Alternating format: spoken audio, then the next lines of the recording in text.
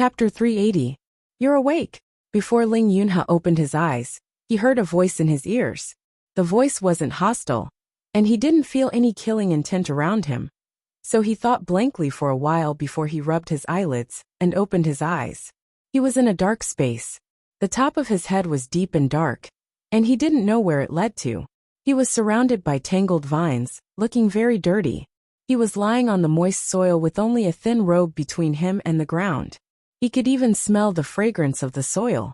The spiritual aura inside his body circulated unimpeded, which startled him.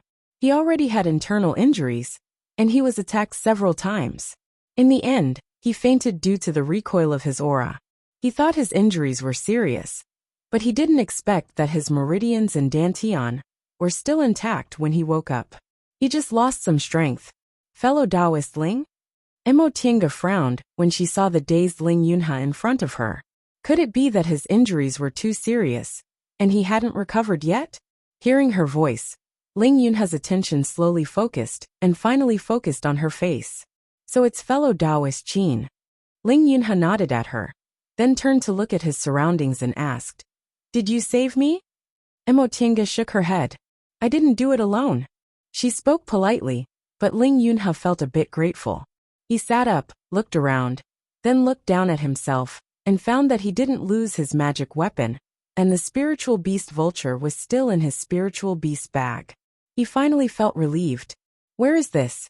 Where are the others? How are they? They're all resting. This is a tree hole, Mo Tiange answered. Oh, Ling Yunhe nodded and touched his chest.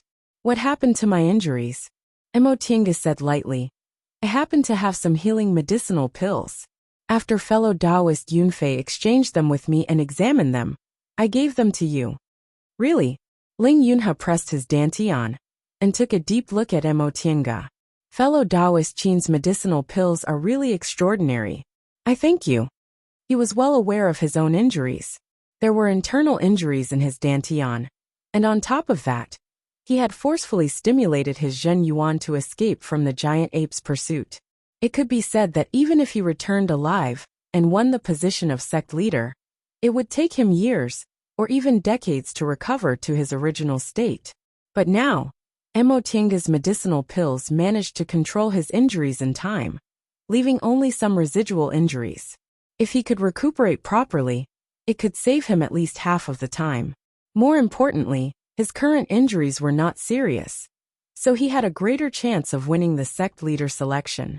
Seeing that Mo Tiange only smiled and didn't answer, Ling Yunhe continued to ask, "By the way, what happened in the end? How did you find me? Where's that giant ape?" After Mo Tiange succinctly explained what happened, Ling Yunhe stared at her and said with joy, "So that's how it is. In that case, my biggest fortune this time is that I was able to invite fellow Taoist Qin to accompany me. If it wasn't for Mo Tiange, although he managed to escape from the giant ape's clutches, fainting in Carefree Valley alone would have been a matter of 9 deaths in 1 life. And other people wouldn't have been able to find him so quickly. Now he only felt lucky. He invited Mo Tiange because he thought she had a lot of spiritual treasures, was steady in handling matters, and her cultivation level was also pretty good, so she should be able to help him. He didn't expect her to be of such great use. Mo Tiange just smiled at him. Her scrutinizing gaze fell on him, and she suddenly asked, "Fellow Taoist Ling, why did you lure the giant ape away by yourself? Weren't you afraid of losing your life?" Ling Yunhe rubbed the space between his eyebrows and said tiredly, "I thought I had some secret techniques, so I should have been able to escape. It's just that I didn't expect my injuries to be too serious. Although I managed to escape, I couldn't hold on for a while." He then turned to look at Mo Tiange and asked, "How about you? How's fellow Taoist Yang's injuries?" Mo Tiange said. Fellow Taoist Yang's injuries looked terrible, but they didn't damage his dantian or meridians. Devil cultivators' bodies are stronger than ours, so presumably, he'll recover soon. That's good. Ling Yunhe heaved a sigh of relief and smiled. Then we can continue. Fellow Taoist Ling, Mo Tiange's gaze flickered. Everything you did was to let the search for the fretless fruit proceed smoothly? Ling Yunhe's smile froze. He stared at Mo Tiange, neither saying anything nor moving.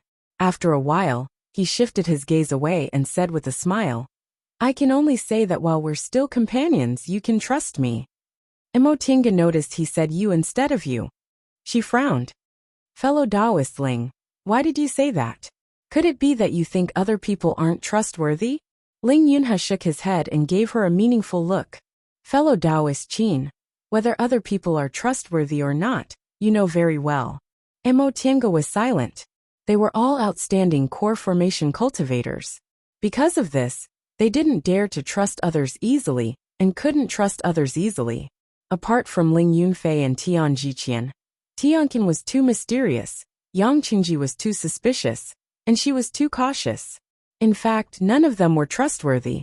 However, what Ling Yunhe said just now showed that he regarded her as a trustworthy person. Emotinga couldn't figure out what he was thinking.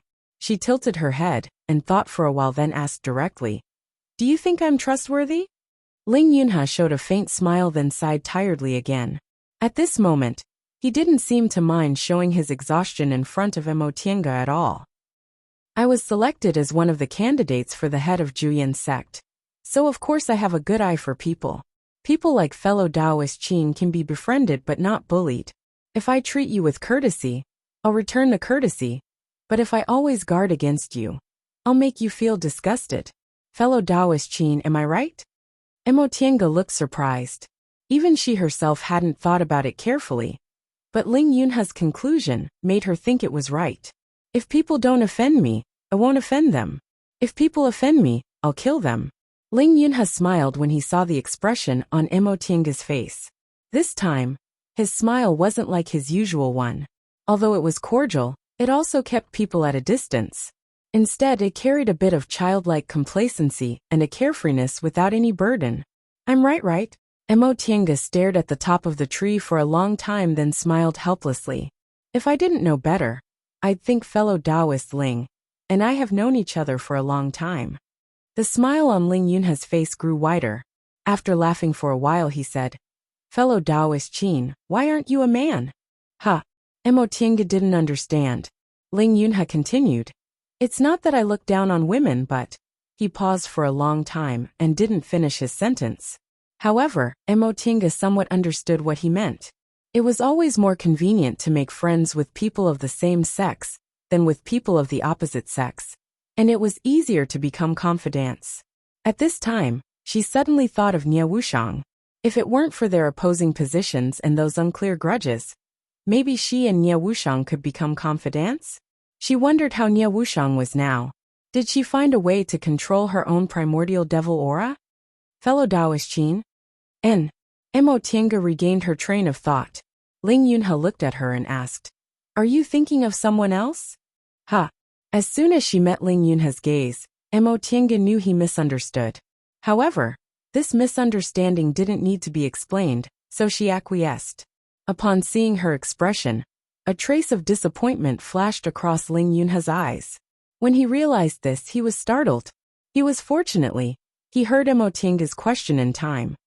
Fellow Taoist Ling, since you know how to read people, what do you think of other people? Ling Yunhe thought for a while, then said, Fellow Taoist Yang was recommended by Yunfei. He's quite famous among the core formation cultivators in Yunzhong. Don't underestimate him, just because he's only in the early stage of the core formation realm. As the proud disciple of Guifang Devil Monarch, one of the 3 devil monarchs in Yunzhong, his aptitude goes without saying. Moreover, it's said that Guifang Devil Monarch regarded him as his direct disciple and passed all his secret techniques to him. As long as he forms his nascent soul, after Guifang Devil Monarch abdicates, he'll inherit the position of Guifang City Lord. Guifang City? Oh, Ling Yunhe said with a smile. I forgot again. Fellow Taoist Qin isn't a cultivator from Yunzhong, so you don't know much about the cultivation world in Yunzhong. Devil cultivators are quite different from us. They value individual ability more, so there aren't many so-called great sects like us. On the contrary, devil domains established by devil cultivators with great divine power are a bit more powerful. Guifang City is a devil domain established by Guifang Devil Monarch 1,000 years ago. In northern Qilin country, and even in the whole of Yunzhong, it has great power. It can be said that as Guifeng Devil Monarch's beloved disciple, Yang Qingji plays an important role in Yunzhong. I see. Mo Tiange was moved. Since fellow Taoist Yang has such an identity, he can get whatever he wants. Why would he take the risk to make a deal with fellow Taoist Ling? Upon hearing this question, Ling Yunhe faintly sighed. His gaze once again revealed his exhaustion. How could it be that easy? Although it's good to have a big tree to lean on, there'll always be conflicts when too many people fight for that little shade. No matter how glorious your identity is, you can't do as you please. Seeing his expression and thinking of the internal strife in Ling clan she heard before, Mo Tiange somewhat understood. In the eyes of outsiders, Ling Yunhe was very glorious. He was a genius disciple, loved by the old ancestor, valued by the sect, and could mobilize so many resources to participate in the sect head selection. However, because of this, he didn't get along well with his clansmen.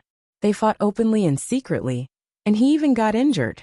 In order to avoid this, he pretended to be unable to restore his cultivation level, and pretended to be down and out.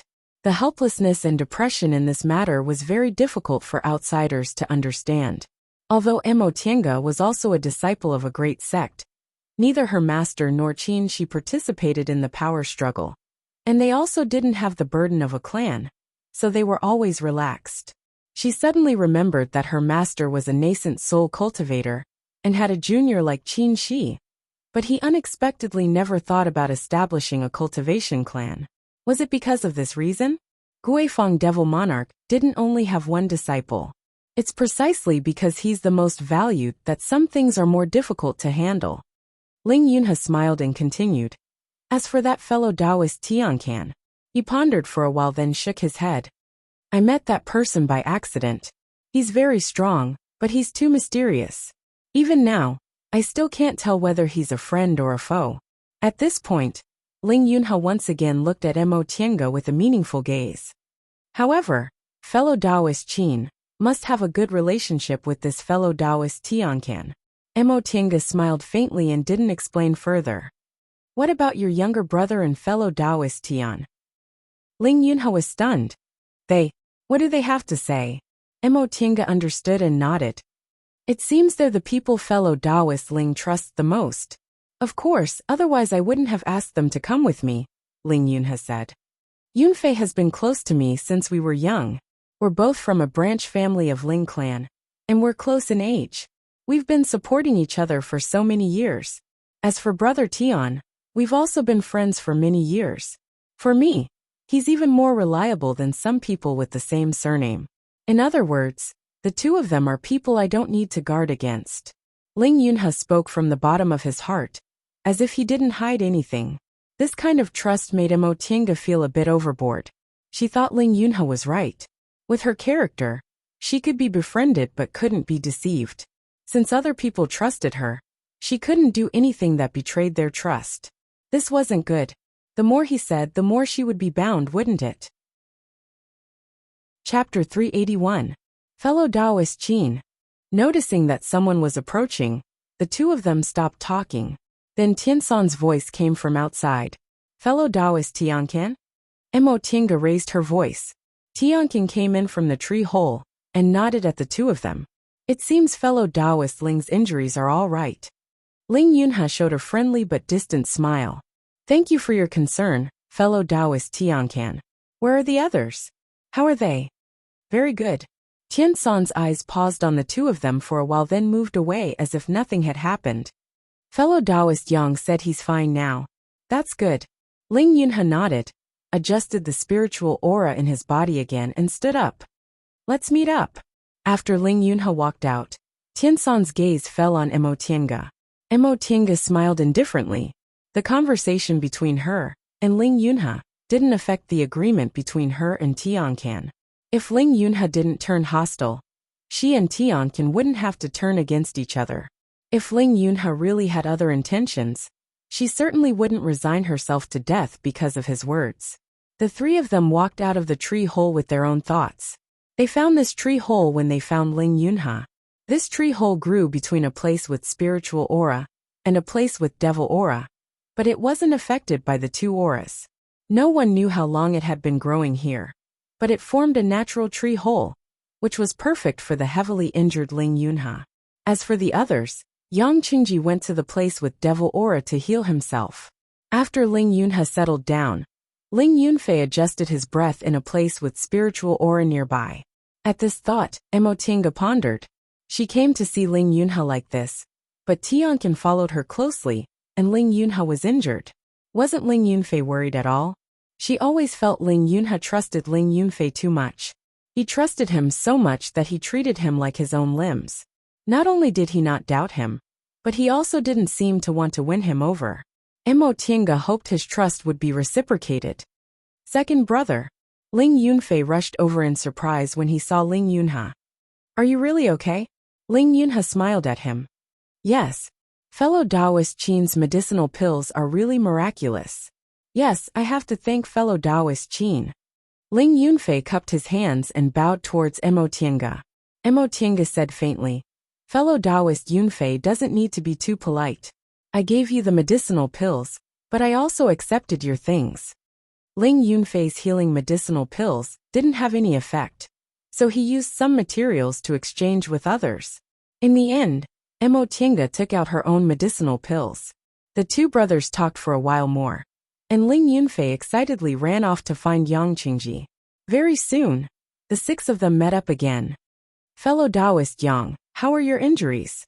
Ling Yunha asked Yang Qingji with concern.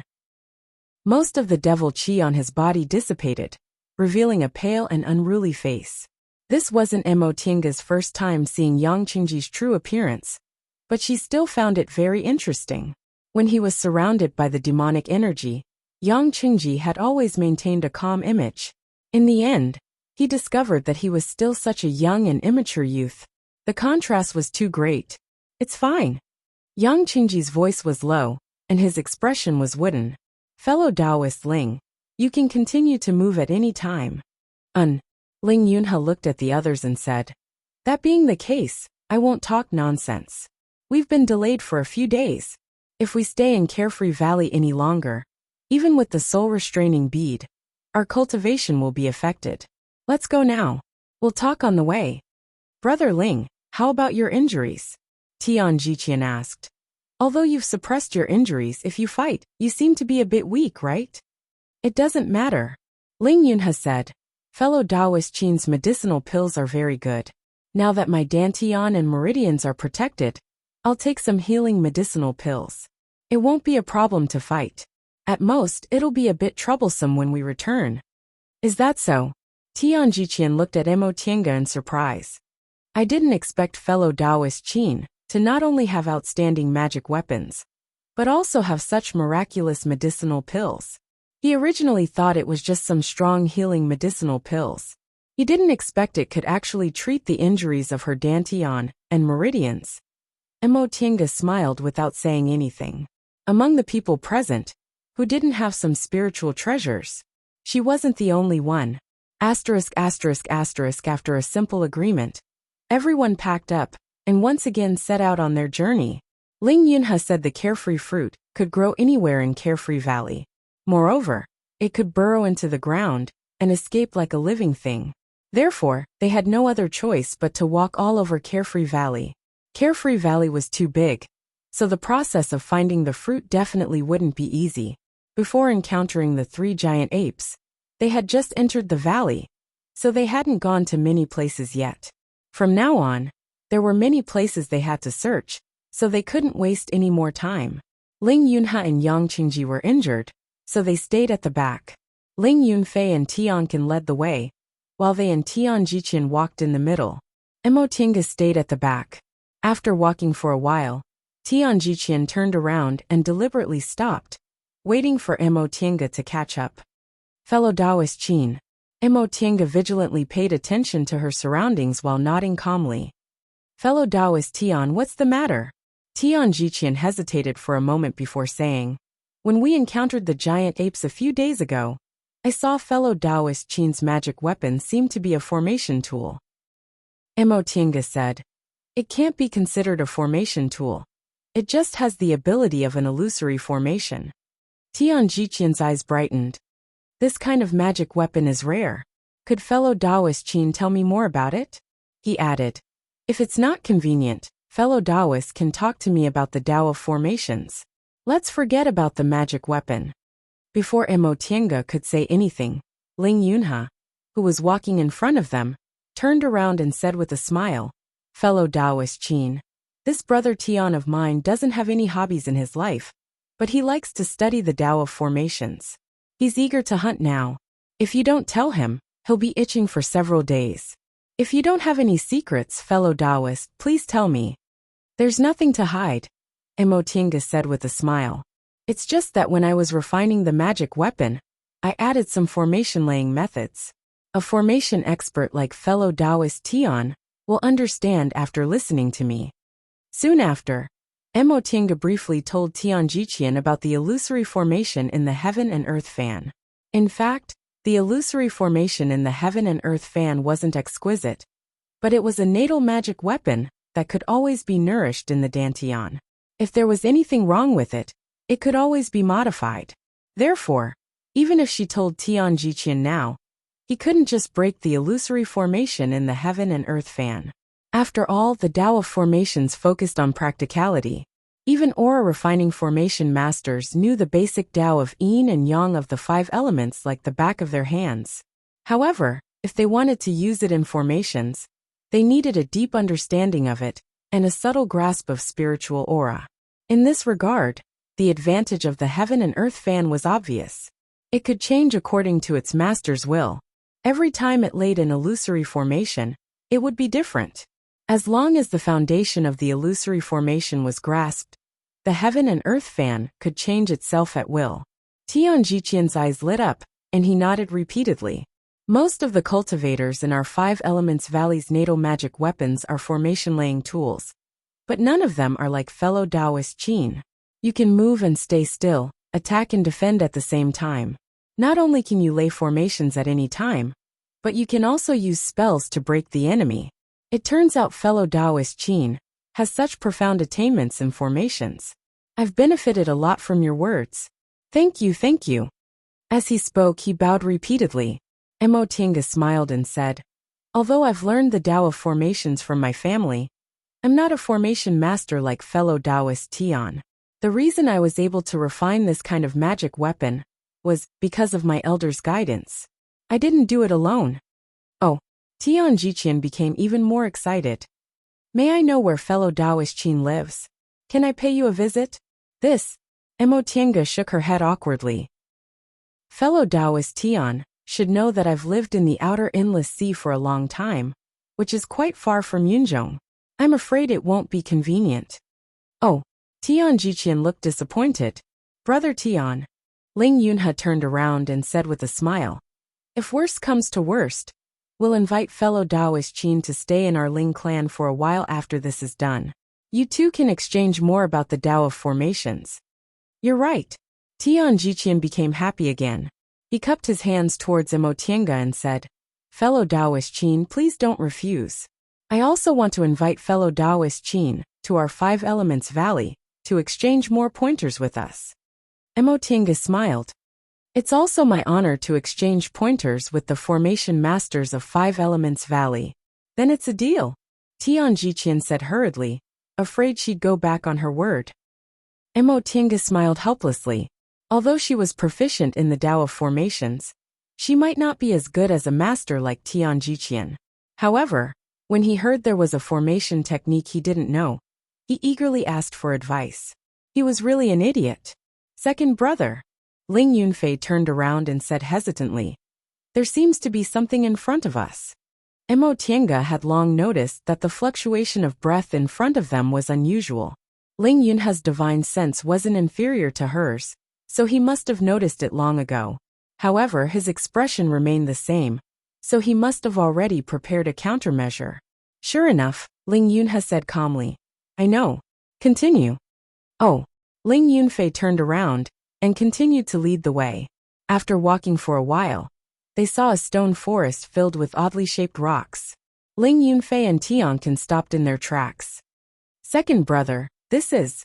Between the strange stones in the stone forest, there were spiritual light and devil light visible to the naked eye. as well as light particles floating in the air.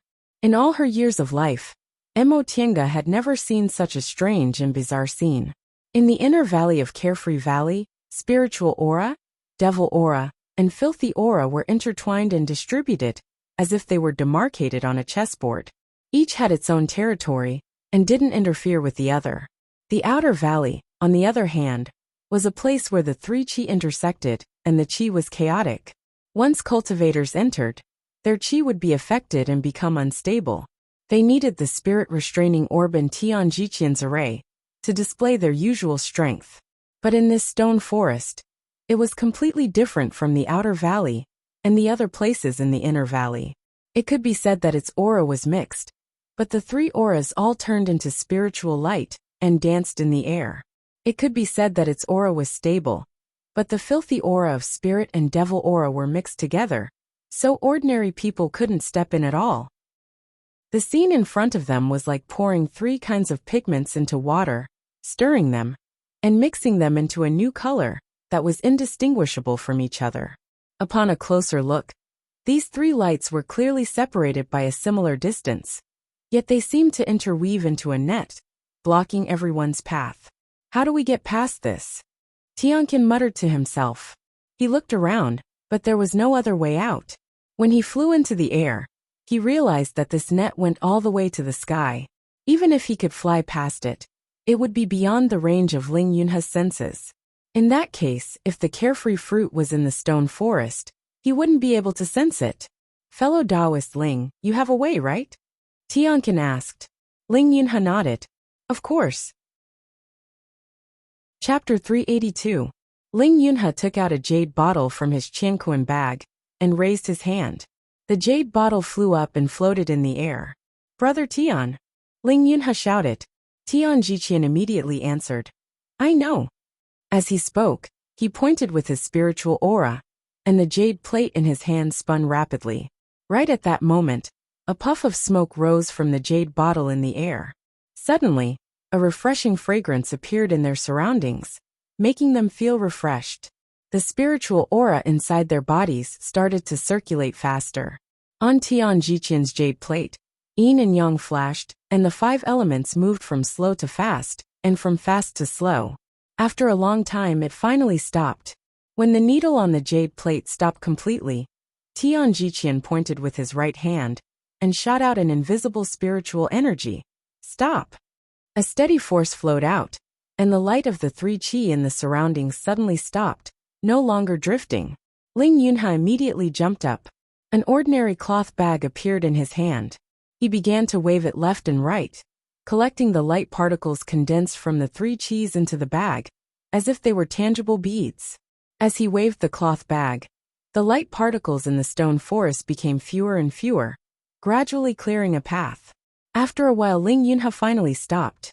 He wiped his face and said to the others, Fellow Taoist Qin, fellow Taoist Tianqian, use your spiritual aura to protect us.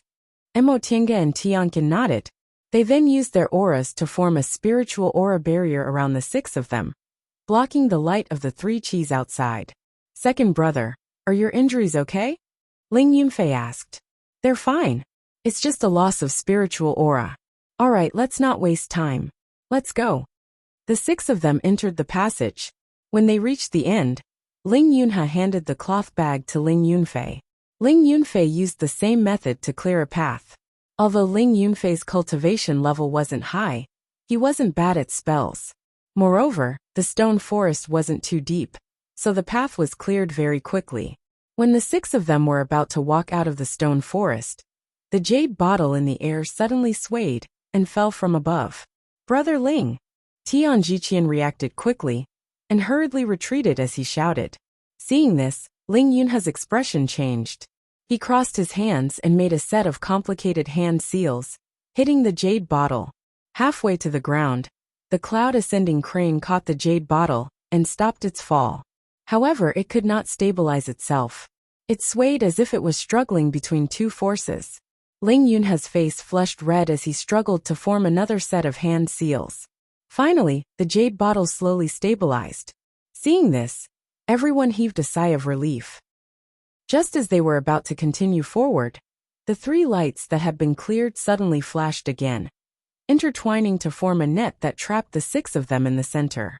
At the same time, the fragrance emitted by the jade bottle suddenly disappeared. What's going on? Yang Qingji looked around and said, "It seems like the aura has suddenly become chaotic." Everyone else felt what he said. The moment Ling Yunha's jade bottle swayed, the originally stable light of the three qi in the stone forest suddenly became chaotic. It seemed that there was no order to follow, and it began to crisscross chaotically.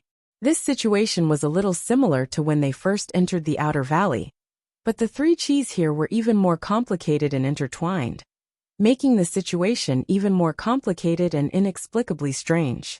What should we do? Ling Yunfei turned around and asked Ling Yunha. Ling Yunha's face turned green, and he didn't say anything for a long time. The fragrance emitted by the jade bottle was a kind of spiritual item that could refresh one's spirit. It could temporarily increase their strength while they were surrounded by the light of the three qi. Under such circumstances, Tian Jiqian used the jade plate to stabilize the yin, yang, and 5 elements in the surroundings, and then used the cloth bag to clear the light of the three qi. This way, it wouldn't cause the surrounding aura to become turbulent and cause more variables. But now, the power of the light of the three qi exceeded his estimation. The jade bottle couldn't hold on any longer. Without the jade bottle's help, Tian Jiqian's ability wasn't strong enough to maintain the secret technique. The stable situation they previously maintained collapsed in an instant. What should we do? Mo Tiange's mind was also spinning quickly. Should she help Tian Jiqian stabilize the yin, yang, and 5 elements in the surroundings and let him use the technique again? No. Tian Jiqian's face was pale. Obviously, he used too much of his spiritual aura just now. Ordinary core formation cultivators couldn't use techniques like stabilizing the yin, yang, and 5 elements. Even if he wanted to use it now, he might not be able to. Should he protect his spiritual aura and rush out? That wouldn't work either. The light of the three qi was too strange. It definitely couldn't be withstood by a simple spiritual aura protection. Before she could figure out what to do, Ling Yunha suddenly took out the spirit confining bead from his robe. He touched the space between his eyebrows, forcing out a drop of blood essence, and smearing it on the spirit confining bead. In an instant, the bead shone brightly and flew into the air. When the spirit confining bead's light and the light of the three qi collided, a low buzzing sound rang out. Everyone felt their minds go into a trance, and the surrounding aura changed again. The spirit confining bead's light carried a formidable power, wanting to subdue the light of the three qi. The light of the three qi was unwilling to be subdued and resisted with all its strength. The two forces were both very powerful and began to compete with each other. Comparatively speaking, the momentum of the spirit confining bead was a bit stronger. Since this bead was Ling clan's heirloom, it wasn't easily revealed in front of others, so it naturally had its own peculiarities. Just now, Ling Yunha fed it blood essence, so its momentum was even more astonishing. However, although the momentum of the light of the three qi was inferior, they were connected and supported each other, while the spirit confining bead was isolated and helpless. As time went by, the light of the spirit confining bead became weaker and weaker, while the light of the three qi became brighter and brighter. "No!" Ling Yunfei shouted. "Second brother, this won't do. The spirit confining bead's power isn't enough." How could Ling Yunha not know? The spirit confining bead could control the chaotic spiritual energy around it, but it couldn't sort it out. It could only subdue it. However, to subdue it required a much more powerful force. If it wasn't enough, then it could only be destroyed. However, he couldn't think of any other way. He was good at fighting, but not at dealing with this kind of chaotic situation. This was why he specially asked Tian Jiqian to come with him. But now, Tian Jiqian was powerless even though he wanted to. Seeing that the light of the spirit confining bead was getting weaker and weaker, the others knew that they couldn't rely on it anymore. They weren't people who would wait for death without a fight. In an instant, they all used their own techniques. Yang Qingji's ghost face banner unfurled. Demonic energy gathered, forming a line that surrounded the 6 of them. Tianqin didn't say a word. Suddenly, he punched the ground fiercely, causing dust to fly up, and forming a circle of wind around the six of them. Ling Yunfei threw out a small flag. The small flag grew in the wind and became as big as a mat, withstanding the pressure from above. Just then there was another buzz. The light of the spirit confining bead suddenly extinguished, and it fell from the sky. Ling Yunha reached out to take it, his face ashen. This spirit confining bead was personally given to him by the Ling family's nascent soul stage ancestors. This represented their trust and expectation towards him. But now, the light of the spirit confining bead was extinguished, and it had lost all its power. Even if it wasn't destroyed, its vitality was greatly damaged. If he could successfully bring the carefree fruit back and obtain the position of sect leader, this price would be worth it. But now, they were surrounded by the light of 3 qi. They might not even be able to keep their lives. There was no time to think. After the spirit confining bead was extinguished, the other three's defensive methods were met with a strong impact. Luckily, although the three of them looked troubled, they were able to hold on. Ling Yunfei held on with difficulty for a while. With a pale face he shouted, "Second brother, we can't. We have to find a way to stabilize our aura, otherwise, they would be like a lone boat on the sea in a storm, torn to pieces by the waves." Ling Yunha didn't say a word, and reached into his spirit beast pouch. The 5th rank vulture let out an ear-piercing cry and rushed out. Death energy filled the air, blocking the filthy energy that was rushing towards them. Emo Tienga shook her sleeve, and the Tai Chi 8 trigrams diagram was thrown into the air. With a flash of spiritual light, the scroll slowly unfolded. As the Tai Chi 8 trigrams diagram unfolded, waves of spiritual aura rippled around the scroll. This wave of light slowly spread, and wherever it reached, the aura fluctuations gradually stabilized. Upon seeing this, Ling Yunha was overjoyed. Fellow Taoist Qin. The spirit confining bead's function in breaking restrictions was superior to the Tai Chi 8 trigrams diagram. However, the real use of the Tai Chi 8 trigrams diagram was to sort out spiritual aura and stabilize yin, yang, and the 5 elements. After a while, the spiritual aura and devil aura were sorted out by the Tai Chi 8 trigrams diagram, leaving only the filthy aura drifting around. However, as long as the spiritual aura fluctuation stabilized, this wasn't a difficult thing for the 6 of them. Tian Jiqian swallowed a medicinal pill, then spun the jade plate again, quickly laying an invisible formation. Soon after, Ling Yunha threw out a defensive magic weapon, which formed several lines of defense with the others' defensive magic weapons. With the addition of the vulture's dead aura, the situation finally stabilized. When the 6 of them came out of the stone forest, they all felt exhausted. Ling Yunha and Yang Qingji were injured. Ling Yunfei and Tian Jiqian cleared the 3 auras, and Emo Tienga and Tian can use their aura to protect the others. In the end, the 6 of them attacked together, almost using all their trump cards, and their spiritual aura was greatly damaged. However, Emo Tienga still had it easy. She had the primal chaos origin, so her spiritual aura circulation was fast. In addition, she had the Tai Chi 8 trigrams diagram in her sleeve, so she was less affected by the 3 auras intertwining. When they came out, the 6 of them were so exhausted that they almost couldn't care less about their appearances. They directly sat on the ground, panting heavily. After a while, Ling Yunfei calmed down and looked back at the stone forest with lingering fear. Fortunately, the fretless fruit isn't here. Otherwise, it would have been troublesome. Ling Yunha had already calmed down and was sitting cross-legged to adjust his breath. When he heard what Emo Tienga said, he shook his head. It's better here.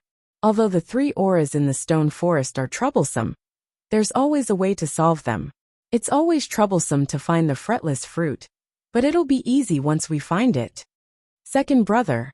Ling Yunfei was dissatisfied. We almost died in there, but you make it sound so easy. Ling Yunha didn't take it seriously and said with a smile, These fellow Taoists aren't ordinary people. They won't die so easily. As he spoke, he glanced at the others one by one and finally fixed his gaze on Emo Tienga. Fellow Taoist Qin, I have to thank you this time. Fortunately, you have such a treasure. Emo Tienga was leaning against a tree to rest. She was the most relaxed among the 6 of them, but she also consumed a lot of spiritual aura.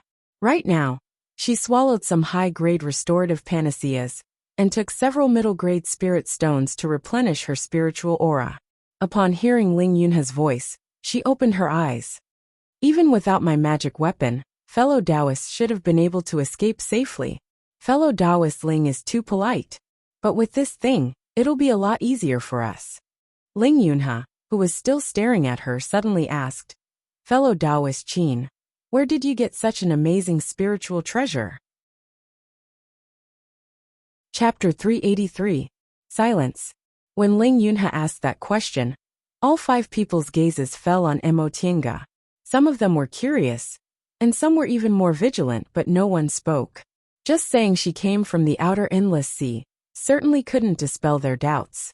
The cultivators in Yunzhong had a deep-rooted belief that the cultivators in the outer endless sea couldn't compare to those in Yunzhong. Even the continents in the outer endless sea, Yuanzhou and Shaoyang, were the same. But this female cultivator, who called herself Qin Wei, didn't think so. Her natal magic weapon and spiritual beast were unusual. And now she even had a magic weapon that was almost as good as the soul-restricting bead. Even in Yunzhong, there weren't many cultivators like her. According to her, she had an elder in her family who had profound cultivation levels and many spiritual treasures. How could such a cultivation clan exist in a desolate place like the outer endless sea? It had to be known that clans and sects were always matched with spirit veins. It was impossible for low-grade spirit veins to produce large clans with high-grade cultivators. But high-grade spirit veins would sooner or later become the base of large sects or cultivation clans. The outer endless sea was famous for being desolate. Even if there were spirit veins on the sea, they couldn't compare to those large spirit veins in Yunzhong. So how could such a large clan appear? Under the gazes of the 5 people, Mo Tiange looked calm and said faintly, I came from the outer endless sea by crossing the sea. After a long time, Ling Yunha moved the corner of his mouth and revealed a smile. The outer endless sea. I never thought there would be a cultivator like fellow Taoist Qin in the outer endless sea. If there's a chance, I must go to fellow Taoist Qin's hometown to take a look. Okay, if we're fated. After Mo Tiange finished speaking, she glanced at her temporary companions with a warning look. She gently tapped the heaven and earth fan in her hand, smiled, and closed her eyes to adjust her breath. She was warning some people not to attack her easily, or they would have to pay the price. Among the 6 people, her spiritual aura consumption was the lowest. Moreover, in Carefree Valley, where the aura was chaotic, the treasures she had were more suitable for survival than theirs. After a short adjustment, the 6 people gathered again. What should we do now? Ling Yunfei was the first to lose his patience. He looked at Ling Yunha and asked, Should we continue? Of course, fellow cultivator Ling. Yang Qingji interrupted Ling Yunha before he could finish his sentence. He said coldly, I don't agree to continue. We are either injured or our cultivations are damaged. If we continue like this, we will all die here. I agree, Tiankin said coldly. Fellow cultivator Ling, I don't care about the others. I did accept your gift to do my job, but the gift you gave me is not worth my life. While they were talking, Ling Yunha listened with a smile on his face. When Tiankin finished, he looked at Mo Tiange and asked, What about fellow Taoist Qin? Mo Tiange tapped the heaven and earth fan lightly and said faintly, What fellow Taoist Yang and fellow Taoist Tiankin said isn't unreasonable. So all 3 fellow Taoists feel that it's inappropriate to continue? Mo Tiange and the others didn't answer, but their expressions already showed their attitude. The higher one's cultivation level was, the more they cherished their lives. It wasn't easy to cultivate to the core formation realm, and it was even more difficult for them to be as successful as they were. Moreover, they were between 100 and 300 years old, which was too young for core formation cultivators. How could they be willing to lose their lives here? Tian Jiqian hesitated for a moment before he also said, Brother Ling, I also think that right now we're all injured and weak. If we continue to search, it'll be very difficult to find any results. Ling Yunfei looked at the others and finally said, Second brother, I'll listen to you. Ling Yunha nodded and said with a smile, Fellow Taoists, you're too impatient. I didn't say we should continue right now. Everyone was startled by his words. Ling Yunhe sighed and said, "Before I left, I promised that I would put everyone's lives first. Besides, your concerns are very reasonable.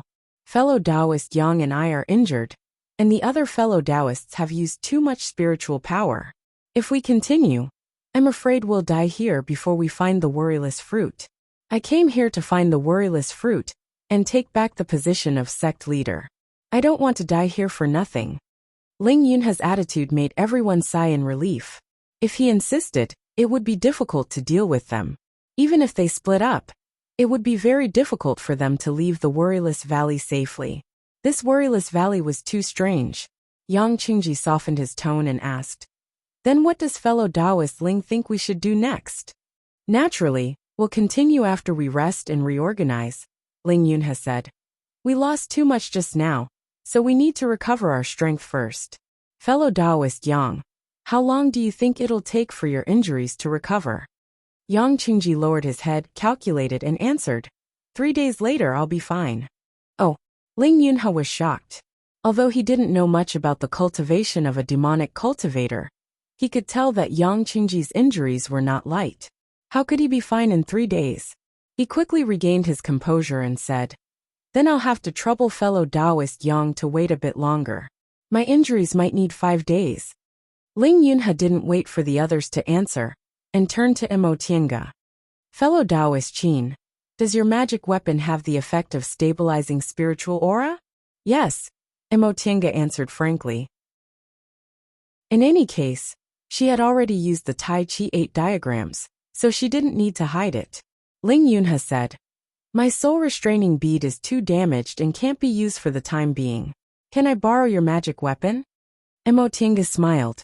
"Rest assured, fellow Taoist Ling. During this time, I'll use the Tai Chi 8 diagrams and cooperate with fellow Taoist Tian to ensure that you won't be affected by the chaotic aura in the worryless valley, and that you'll be able to exert your strength." "Good. I'm grateful for fellow Taoist Qin's help." Ling Yunhe expressed his gratitude and said to the others, "With fellow Taoist Qin's magic weapon and brother Tian's attainments and formations, it shouldn't be a problem for us to stay in the valley for a few days. During these days, fellow Taoist Yang and I will heal our injuries while the others can rest. We'll continue after we've recovered our strength. What do you think?" "I have no objection."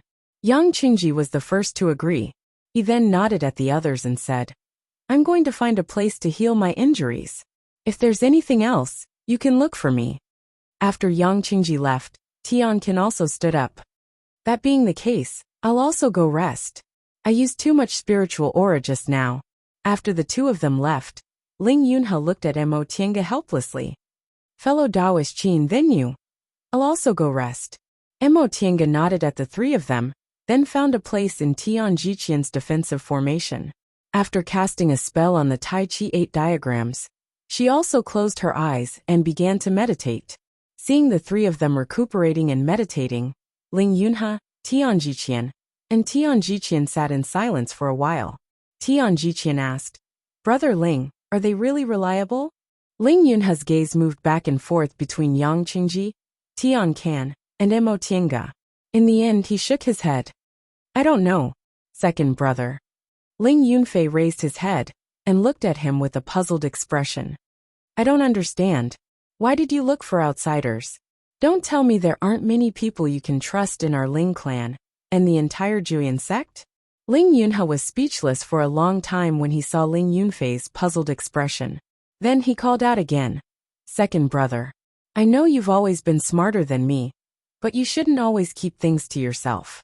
I really want to know what you're thinking." "I'm sorry, Yunfei." Ling Yunhe was stunned by Ling Yunfei's distressed expression. He then apologized. "I wasn't thoughtful enough. I thought these things weren't important to you." "Then tell me," Ling Yunfei said. "Second brother, I hope I can help you. I don't want to be kept in the dark." Ling Yunhe was silent for a long time before he slowly nodded. "All right."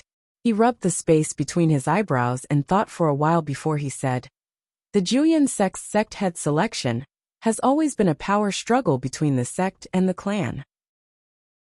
Every 100 years, during the sect head selection, there's always some internal strife, And even some elite cultivators we've trained with great difficulty are lost. The Grand Elders obviously know about these things, but why has the sect head selection continued and never been abolished? Why? Ling Yunfei asked. I've thought about this before, but I don't understand. Because, Ling Yunhe sighed and said, because our Julian sect is too big. It's so big that we have no rivals in the entire Yunzhong. It's so big that there are many factions, forming cliques for personal gain. We've lost the indifferent heart of a cultivator. Under these circumstances, if there's no internal strife to exhaust their energy and clear up the grievances between them, then in the end, as the conflicts accumulate, the Julian sect will be like a long embankment that's long been eaten away by termites. It will collapse in one day and be completely destroyed. As Ling Yunhe spoke, Ling Yunfei's face became paler and paler. In the end, it almost turned into shock. Our Julian sect has already reached such a stage. Even Tian Jiqian frowned. It can't be. He was a cultivator from the Five Elements Valley. Although the Five Elements Valley was considered a large sect in the country of Eastern Tang, it wasn't at the level of the Julian sect. Its nature was also different from the Julian sect. There wasn't such a complicated situation. I also hope that's not the case. Ling Yunhe smiled bitterly. But this matter isn't considered a secret in the entire Yunzhong. Brother Tian, the few Grand Supreme Elders of your Five Elements Valley are also well aware of this. Is that so? Tian Jiqian muttered in disbelief. The ancestors of our Julian sect have produced many talented people. This situation has long been discovered by them. That's why there's this sect leader selection. Those who are defeated in the sect struggle have a chance to restart every 100 years. This way, although there are conflicts between the various factions of the sect, they can be controlled to a certain extent.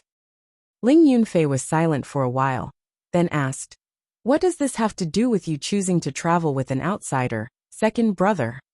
Ling Yunhe smiled. At this moment, there was a hint of bitterness in his smile. Yunfei, let me ask you. In the entire Ling clan, in the entire sect, how many core formation disciples don't belong to a faction and are independent of power? Ling Yunfei was startled. Not many can escape, Ling Yunhe said faintly. Ling Yunhe said calmly. Sometimes, in front of benefits, the feelings of fellow disciples and brothers are insignificant. Even if they are unwilling, they have no choice. It's just like how I ended up falling out with my big brother. Ling Yunfei was silent. Ling Yunhe sighed again and reached out to pat his head. Ever since he grew up, he hadn't patted his younger brother's head for many years. I just don't want to give them a chance to fall out with me, he said with a smile. Yunfei, second brother didn't tell you because it's better for you. In the Ling clan, in the Julian sect, to be able to simply cultivate is really a very happy thing. Chapter 384.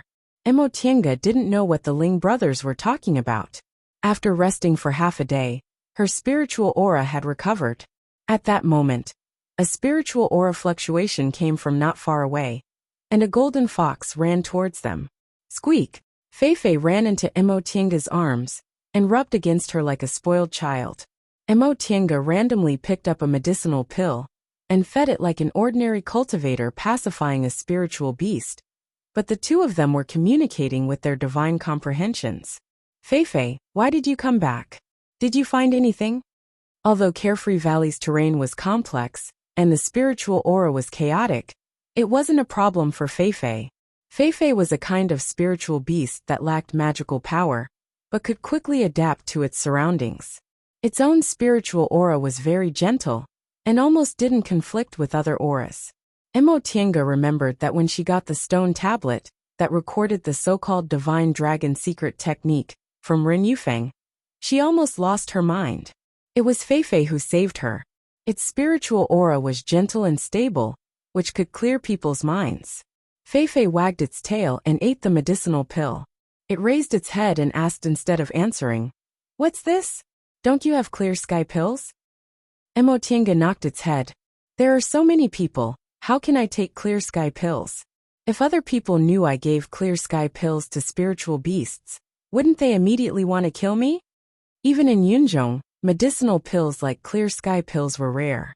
These core formation cultivators could at most guarantee that they would always have this kind of medicinal pill to take, but it was impossible for them to give it to spiritual beasts. Fei licked its lips as if it hadn't had enough, and casually accepted this explanation. All right, but master, after we're done, you have to give me a bottle. Mo Tiange was speechless for a while, and had no choice but to agree. I know. Tell me what you encountered first. Nothing. After eating the medicinal pill, Fei leaned on her arms and said lazily while grinding its teeth. There was just a sacrificial temple. Sacrificial temple? Mo Tiange was stunned. What sacrificial temple? Oh, a sacrificial temple dedicated to the divine beast Black Tortoise. There are some strange things inside. Divine beast Black Tortoise? Mo Tiange asked. Are you talking about the 4 symbols and 5 spirits divine beast Black Tortoise? Of course, otherwise where would there be a divine beast, the Black Tortoise? While combing its beautiful fur, Fei answered casually.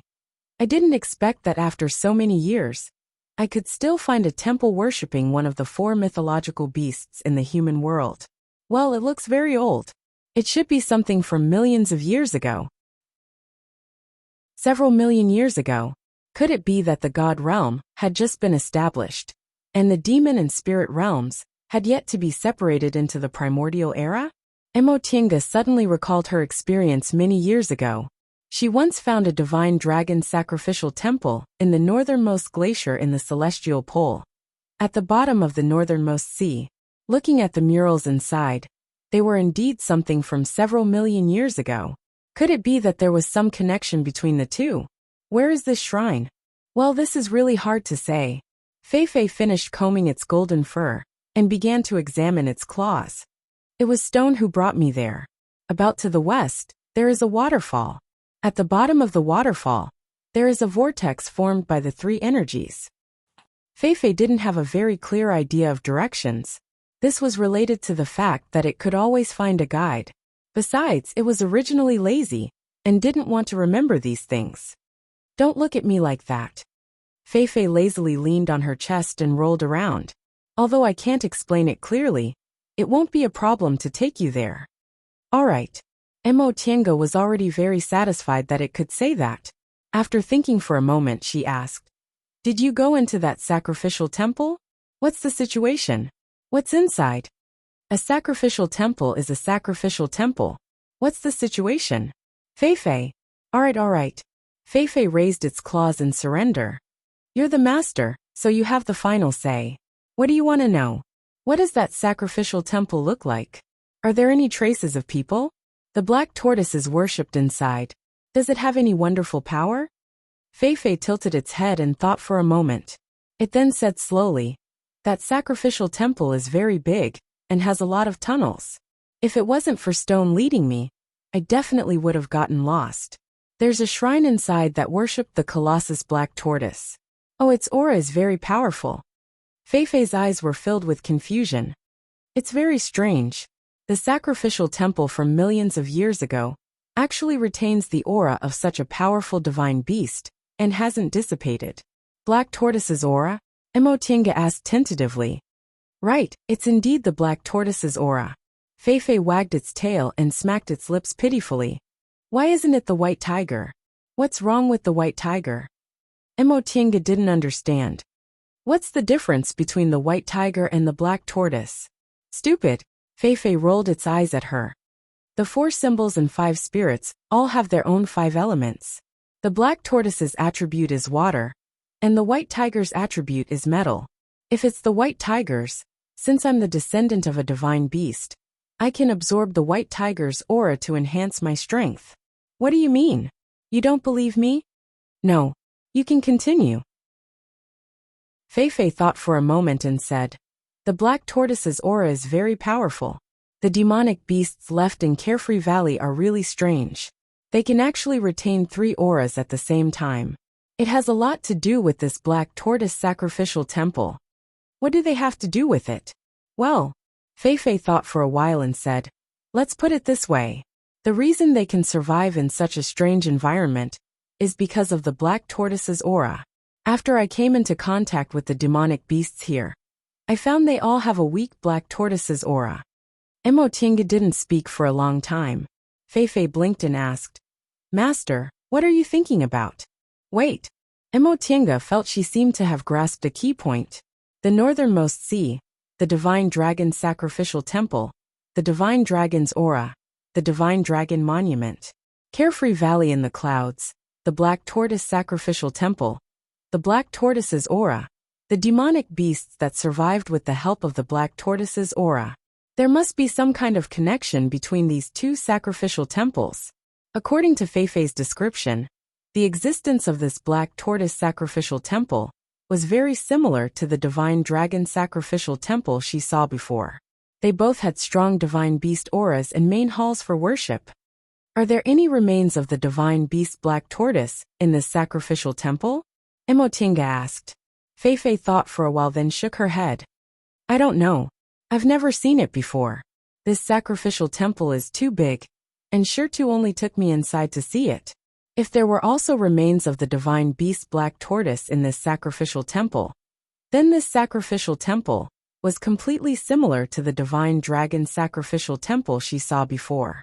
They must be from the same period, and it was very likely the work of the same group of people. She didn't know why, but she always felt there must be some secret here.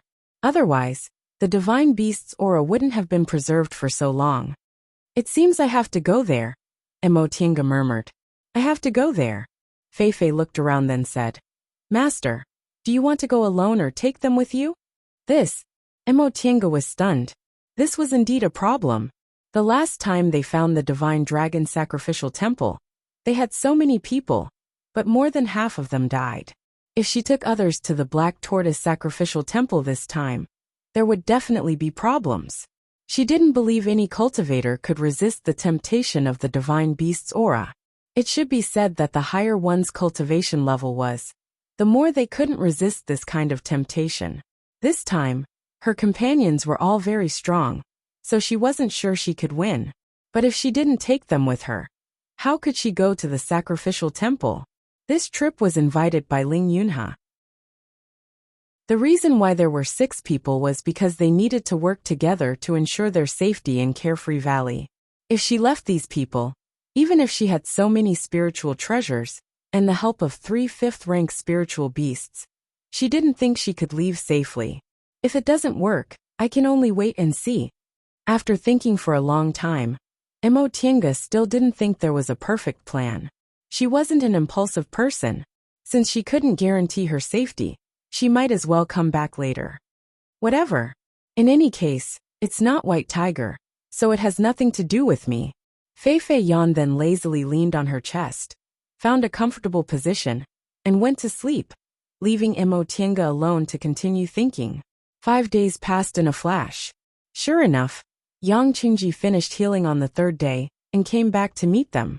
As for Ling Yunha, he also recovered his spirit on the 5th day. Emotinga guessed their injuries weren't completely healed. They just used some kind of secret technique to suppress their injuries. She didn't care about these things. She just wanted to leave this trip safely. Whether their cultivation levels dropped or not had nothing to do with her. In the past few days, Yang Qingji and Ling Yunha were focused on recuperating. Ling Yunfei looked like he had a lot on his mind. Tianqin was lazy, as if he didn't want to bother with anything. Only Tian Jiqian came to talk to her frequently, discussing the Tao of array formations. Reportedly, Tian Jiqian joined 5 Elements Valley when he was young, and was immersed in the Tao of formations. Although his aptitude was quite good, he usually didn't care much about cultivation. The reason why he persisted in cultivating until the middle stage of the core formation realm was because his cultivation level was too low, so he couldn't understand the realms of formations. As for Emotinga, Yi clan was only a small cultivation clan, so the formations they inherited weren't very brilliant. However, she later obtained the Xuanji formation book and the ancient books in the virtual sky world. Coupled with her always serious and diligent attitude, she grasped a lot of the essence of formation theory, and finally stepped into the realm of a formation expert. In terms of formation knowledge, she wasn't inferior to those formation masters, But in terms of specific application, she was still inferior to those formation masters who immersed themselves in setting up formations every day. From this aspect, one of them was good at practicality, while the other was knowledgeable. The two of them discussed the Tao of formations and felt they benefited a lot and made great progress. In order to get more formation theories from Mo Tiange, Tian Jiqian told her everything he knew, which also broadened Mo Tiange's horizons. Although the cultivation paths of Yunzhong and the celestial pole were roughly the same, they didn't communicate with each other. Each had developed for more than 100,000 years, so both places had their own secrets that the other didn't know. As a result, both Mo Tiange and Tian Jiqian gained a lot from each other. This reminded Mo Tiange of what Martial Uncle Jinyang said before she left. If Xianqing School's cultivators cultivated to a certain level and traveled to Yunzhong, they would definitely benefit greatly, and the strength of the school would increase greatly. Now she knew that Martial Uncle Jinyang, as a late-stage cultivator, was really far-sighted. After Ling Yunhe's injuries were healed, the six of them gathered again, finished their discussion and set off again. In the next few days, although there were occasional crises, they were all daunting but not dangerous. Unfortunately, there was still no news about the fretless fruit. Chapter 385. Be careful. Ling Yunhe's warning rang in her ears. Mo Tiange instantly moved away from her original position. When she looked down, she saw that the place where she was standing was completely covered by a black aura. Soon after, the black aura slowly dissipated and disappeared without a trace. This was the 10th day since they entered Carefree Valley. They had already searched more than half of the inner valley. Half a day ago, Ling Yunhe finally sensed the location of the carefree fruit, and they were now heading towards their destination. Right now, they were in a strange black aura swamp. It was gloomy, with countless black liquids and gases floating around. Even core formation cultivators like them didn't know what they were. They only knew they were poisonous. Originally, they thought this swamp was too dangerous and wanted to find another way. However, the place Ling Yunhe finally sensed was in the depths of this swamp. With no other choice, they could only brace themselves and enter the swamp. This swamp was very strange. They couldn't fly here, and all their flying magic weapons were useless. They couldn't even fly in the air. Unfortunately, there was also a kind of monster living in this swamp. It was as big as an otter, and its body was covered with extremely hard black scales. It could move freely in the swamp, and if its attack missed, it would immediately turn into black aura and flee, giving them a huge headache. In terms of strength, outstanding core formation cultivators like them wouldn't be afraid of these monsters at all. However, these monsters were too cunning. In this swamp, their hands and feet were tied, so they could only be careful and vigilant at all times. Yang Qingji frowned, feeling very depressed. I really want to dig 3 feet into the ground and tear this strange thing into pieces. Mo Tiange smiled bitterly. Wasn't this also what the others were thinking? These people weren't afraid of fights of magical power or fighting each other, but they really hated this kind of situation where they couldn't hit or kill, and were constantly being harassed. In this kind of situation, their attention was often diverted, and in the long run, they would become less vigilant. Yesterday, Ling Yunfei had almost fallen into a trap. Fortunately, Ling Yunhe had released his spirit beast, the vulture, to guard the surroundings, which saved Ling Yunfei's life in time. However, his spirit beast was also injured, so he could only put it back into the spirit beast pouch to rest. There was also Tian Can. In a moment of carelessness, he threw a punch at the monster, but he was entangled by the black gas and almost lost one of his hands. The black water in the swamp was unknown, but it was extremely corrosive. If one was splashed by it and didn't deal with it in time, they would be corroded. This was also the reason why they were so restricted and had to be careful even when using magic treasures. As they used the soaring cloud crane to sense the location of the fretless fruit, they carefully crossed the swamp with their heads lowered. The group walked at an extremely slow pace. The most leisurely person was Tian Jiqian. His strength was not obvious among the group, but he was an array master. In this chaotic carefree valley, His role was irreplaceable. Hence, everyone took care of him first. At this moment, he only needed to stabilize the surrounding spiritual energy. After several hours like this, Tianqin also felt impatient. How much longer do we have to walk? Ling Yunhe stopped. After sensing for a while, he said, "The aura of the spiritual treasure shouldn't be too far from here. Based on our current speed, we'll reach it in half a day if there are no accidents." All right. Tianqin endured the cruelty. He bandaged his wounds again and followed them.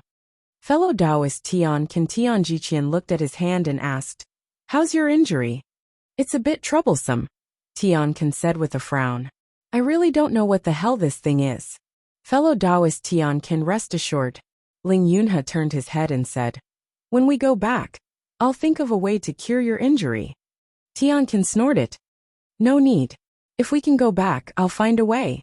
Facing his impolite attitude, Ling Yunhe smiled and didn't say anything. Another monster appeared under his feet, so he hurriedly dodged it. At that moment, Mo Tiange raised her head and looked at the boundless black swamp. She suddenly had a bad premonition. Corrosive black aura, elusive monsters, and the fretless fruit. Why did she feel that this combination was very strange? Wasn't the fretless fruit a spiritual object? Why would it hide in such a gloomy place like the black swamp? Wasn't it afraid of being corroded? She carefully scanned her companions, feeling a bit uneasy. Ling Yunhe led the way seriously. Tianjiqian looked at the jade plate in his hand from time to time and muttered something. Tianqin and Yang Qingji frowned. Ling Yunfei lowered his head and walked cautiously. They all looked normal. "Feifei, are there really spiritual objects around here?" She used her divine comprehension to ask Feifei, who was hiding inside the spiritual beast bag. After a while, Feifei yawned and asked vaguely, "What? Are you sleeping?" Feifei yawned again. "Why not? It's so boring inside the spiritual beast bag. It's so dark, and I can't do anything except cultivate. Why don't you come in and try?" Mo Tiange was also very curious.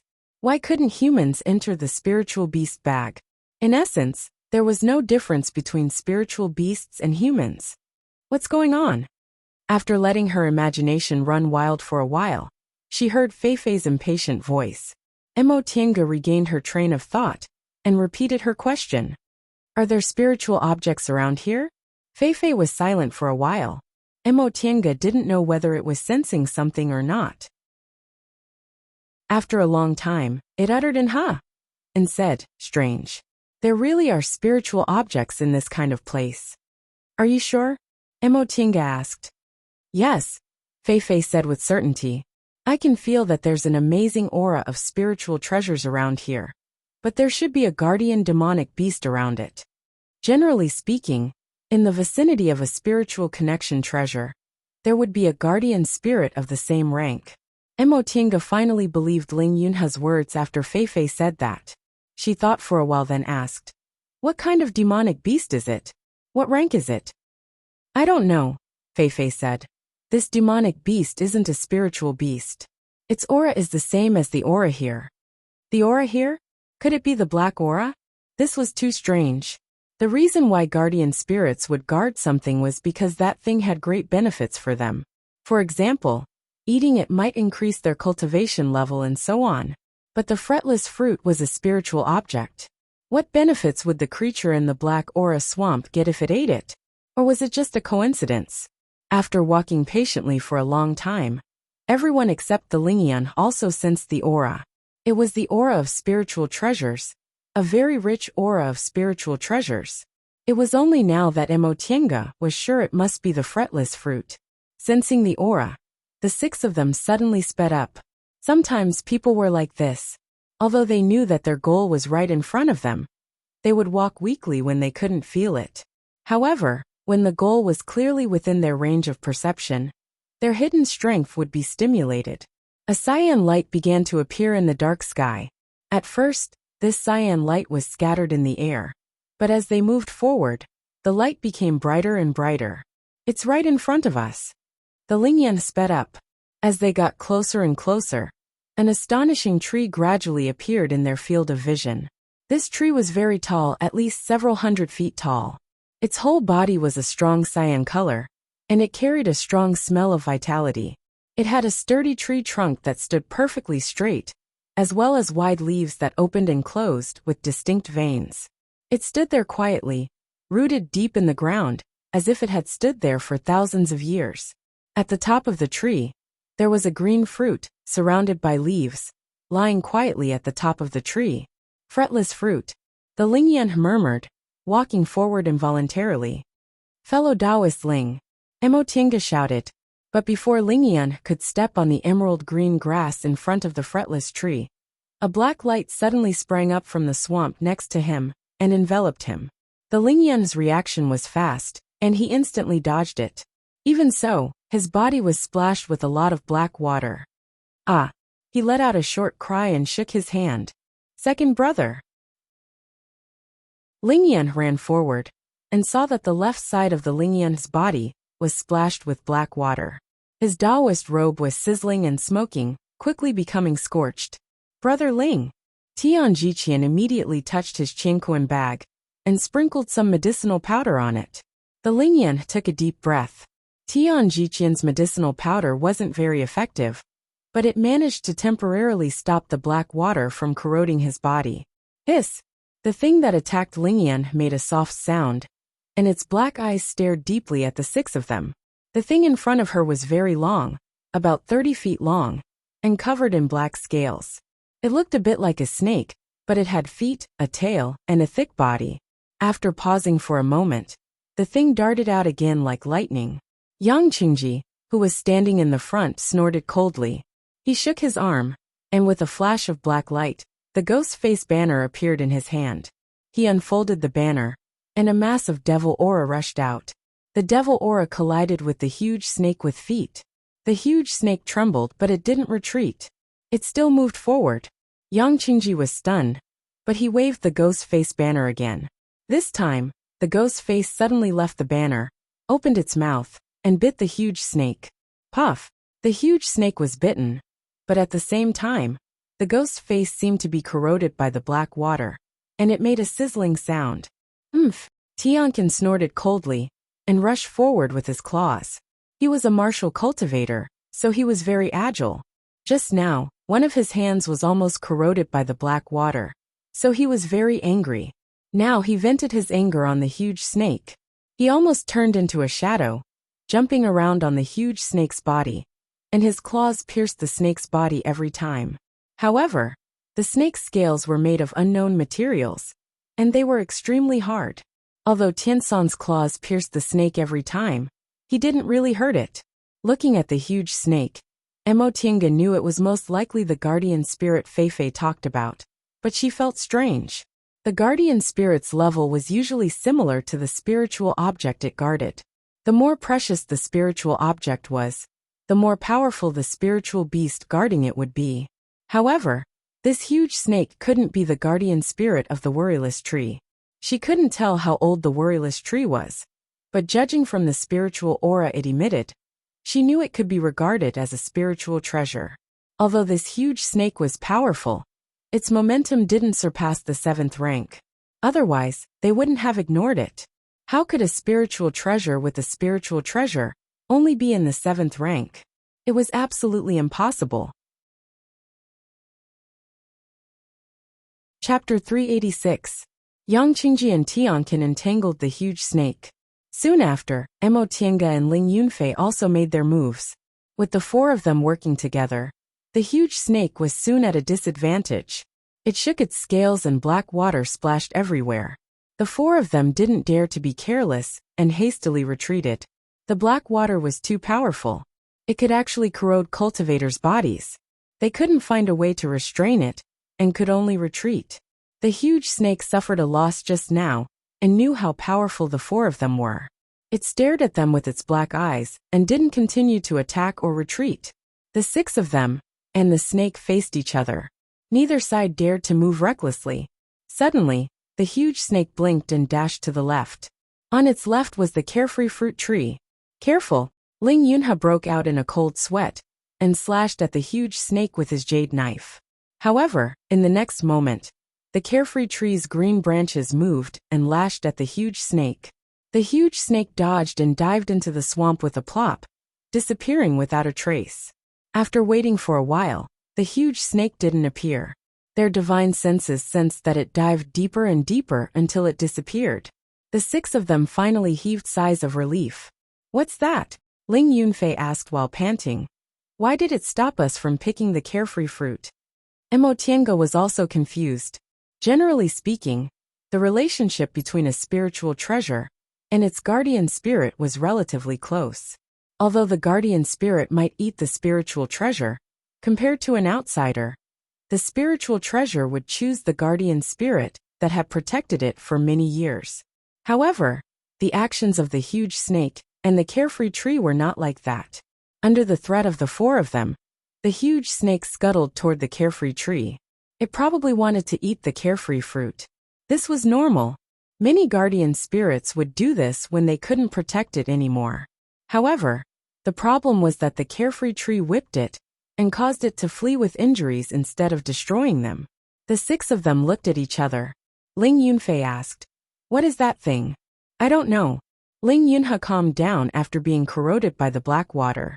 He said, "It's not a guardian spirit. It seems to be hostile toward the carefree tree." "That's not strange," Tian Jiqian said. "The aura of this swamp isn't spiritual energy.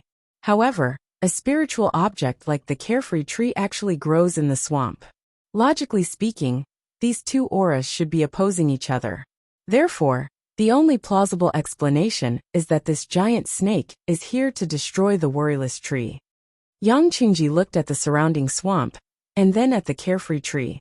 He frowned and said, "Since they are on opposite sides, why is this carefree tree growing in the swamp?" No one could answer this question.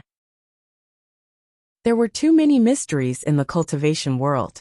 Even a nascent soul cultivator couldn't know the answer to everything. "Don't talk so much," Tian Jiqian said. "Didn't you say that the carefree fruit can be buried? If we don't pick it now, what if it runs away?" His words were like a wake-up call. Ling Yunhe said, "Brother Tian is right, let's move quickly." During this period of time, Ling Yunhe had already taken some pills and temporarily stopped his injuries. Now, he took out a silver net from his cosmos sack and walked toward the carefree tree. Aside from him, the other 5 people stared at the net intently. Mo Tiange, Yang Qingji and Tian Kan stared at Ling Yunhe. They had always heard that the carefree fruit was a spiritual connecting treasure, but they didn't know how it was spiritual connecting.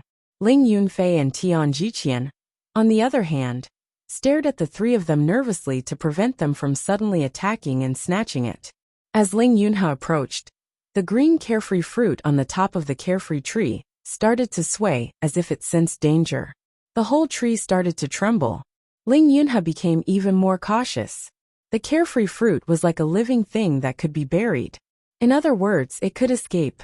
If they let it run away now, their previous efforts would have been in vain. Everything would have been for naught. The green fruit on the top of the tree shook more and more violently. All of a sudden it fell off the top and fell. The 5 of them felt their hearts in their throats as they stared intently at the carefree fruit. They almost wanted to rush up to it. At this time Ling Yunhe moved. Although half of his body was corroded, his agility wasn't affected at all. He spread out the silver net, grabbed one corner of the net with one hand, and threw it out. Dong! The 6 of them heaved sighs of relief. The moment the fretless fruit entered the soil, the silver net separated it from the soil and caught the fretless fruit in it. Ling Yunhe closed his eyes and wiped the sweat off his forehead. He walked forward, picked up the silver net, and put the carefree fruit into his Qingquan bag. "Thank you for your help." Ling Yunhe turned around, a smile on his face. "Everyone, your mission ends here. It can be considered complete. As for the rewards, I will definitely pay them when we return to the Ling family." I hope fellow Taoist Ling means what you say," Yang Qingji said coldly. In the end, no one went back on their word and came to fight for the fruit, which made Ling Yunhe and the other 2 very happy. To be honest, whether it was Yang Qingji, Mo Tiange, or Tian Kan, as long as one of them made a move, they would be in a difficult situation. Ling Yunhe had just been splashed with the corrosive black water, so it was inconvenient for him to move now. Tian Jiqian and Ling Yunfei weren't able to react quickly enough. Fortunately, no one made a move. They didn't choose the wrong person. Fellow Taoists. Ling Yunhe smiled at Mo Tiange and the other two. Since we've completed our mission, we can leave Carefree Valley now. Do you want to go alone or come with us?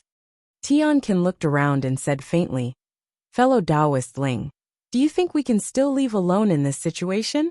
They were in the depths of the swamp, surrounded by strange monsters and corrosive black water.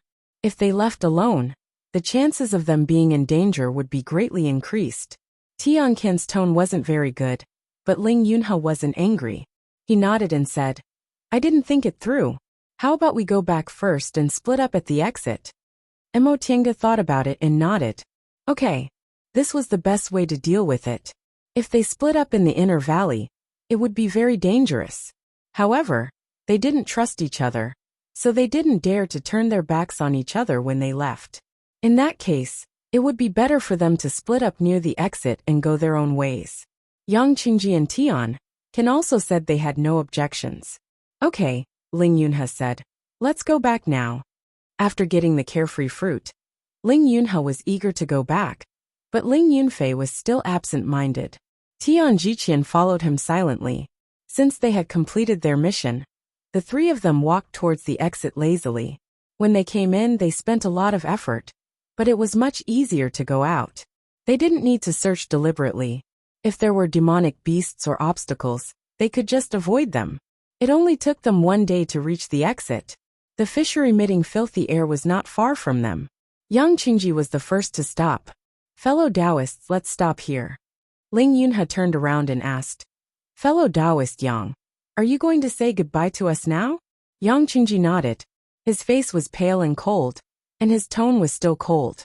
Fellow Taoist Ling, I'll come to you several days later to get my reward. I hope you'll be ready by then. Ling Yunhe smiled.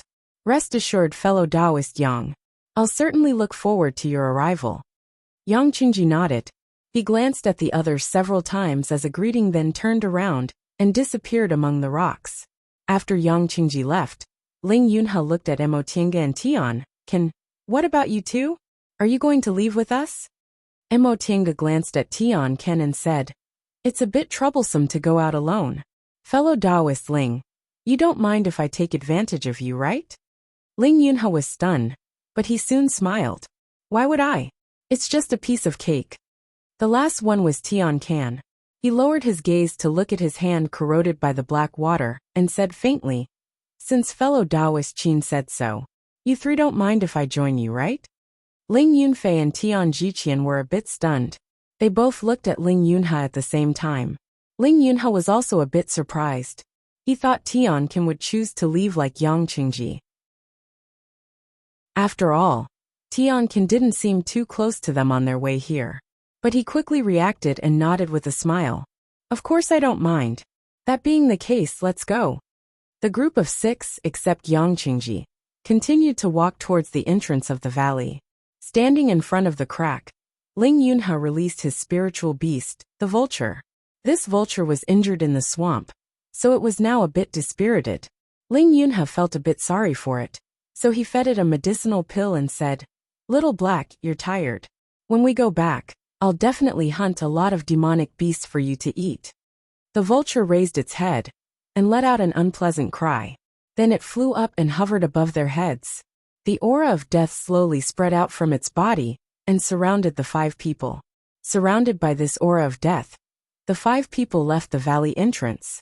They landed on an open space in the valley, and the aura of death on its body slowly dispersed. Little Black let out a weak cry and landed on Ling Yunhe's shoulder tiredly. Ling Yunhe stroked its head with a heartache and was about to put it into his spiritual beast bag. Right at this moment, a white light flashed behind him. A ray of spiritual aura cut towards Ling Yunhe with incredible speed. Ling Yunhe's back tensed up, and he fell backward, dodging this ray of spiritual aura. He turned his head, wanting to see who was so brainless as to choose this moment to attack. Was it that Qin Wei or Tian Qin? But when he turned his head, he saw Ling Yunfei dancing beside him with 2 flying swords. The sword light shone brightly and pointed at him again. At the same time, Tian Jiqian shouted and pointed with his spiritual aura. The jade plate began to spin rapidly. While he was shocked, he was also gratified. But in the next moment, his gratification disappeared without a trace, leaving only double the shock. Tian Jiqian's jade plate stopped, and he felt the spiritual aura around him stagnate. He was enveloped by the spirit-trapping formation. His face lost all color. Looking at the two people in front of him, he trembled, almost like an old man unable to speak. Why? Ling Yunfei's face, which had always been not calm, revealed a sharp expression as he stared at him. Tian Jiqian, on the other hand, lowered his eyes and stood expressionlessly in front of him. Chapter 387. Why? Ling Yunhe seemed to have lost all his strength. He didn't even summon his treasure. He stared blankly at the two people in front of him. Yunfei, brother Tian, why? Second brother, didn't you say it before? Ling Yunfei stared at him. His gaze was steady and unwavering. In the face of profit, the feelings of fellow disciples and brothers are insignificant. Even if I'm not willing, I have no choice. Ling Yunhe stared at him without blinking. He said softly, "Then are you willing?" Ling Yunfei's silence answered him. Ling Yunhe sighed deeply. He hadn't been happy these days. But today, he felt despair for the first time. Brother Tian, what about you? The conflict of our Juyan sect has nothing to do with you, right? Yes, it has nothing to do with me. Tian Jiqian still didn't raise his head. He lowered his gaze and looked at the jade plate in his hand. His voice was indifferent. But Yunfei gave me reasonable conditions. Conditions? Ling Yunhe muttered. He looked at Tian Jiqian, and then at Ling Yunfei. He revealed an expression that looked like he was crying and laughing. What conditions? After a long silence, Tian Jiqian took a deep breath.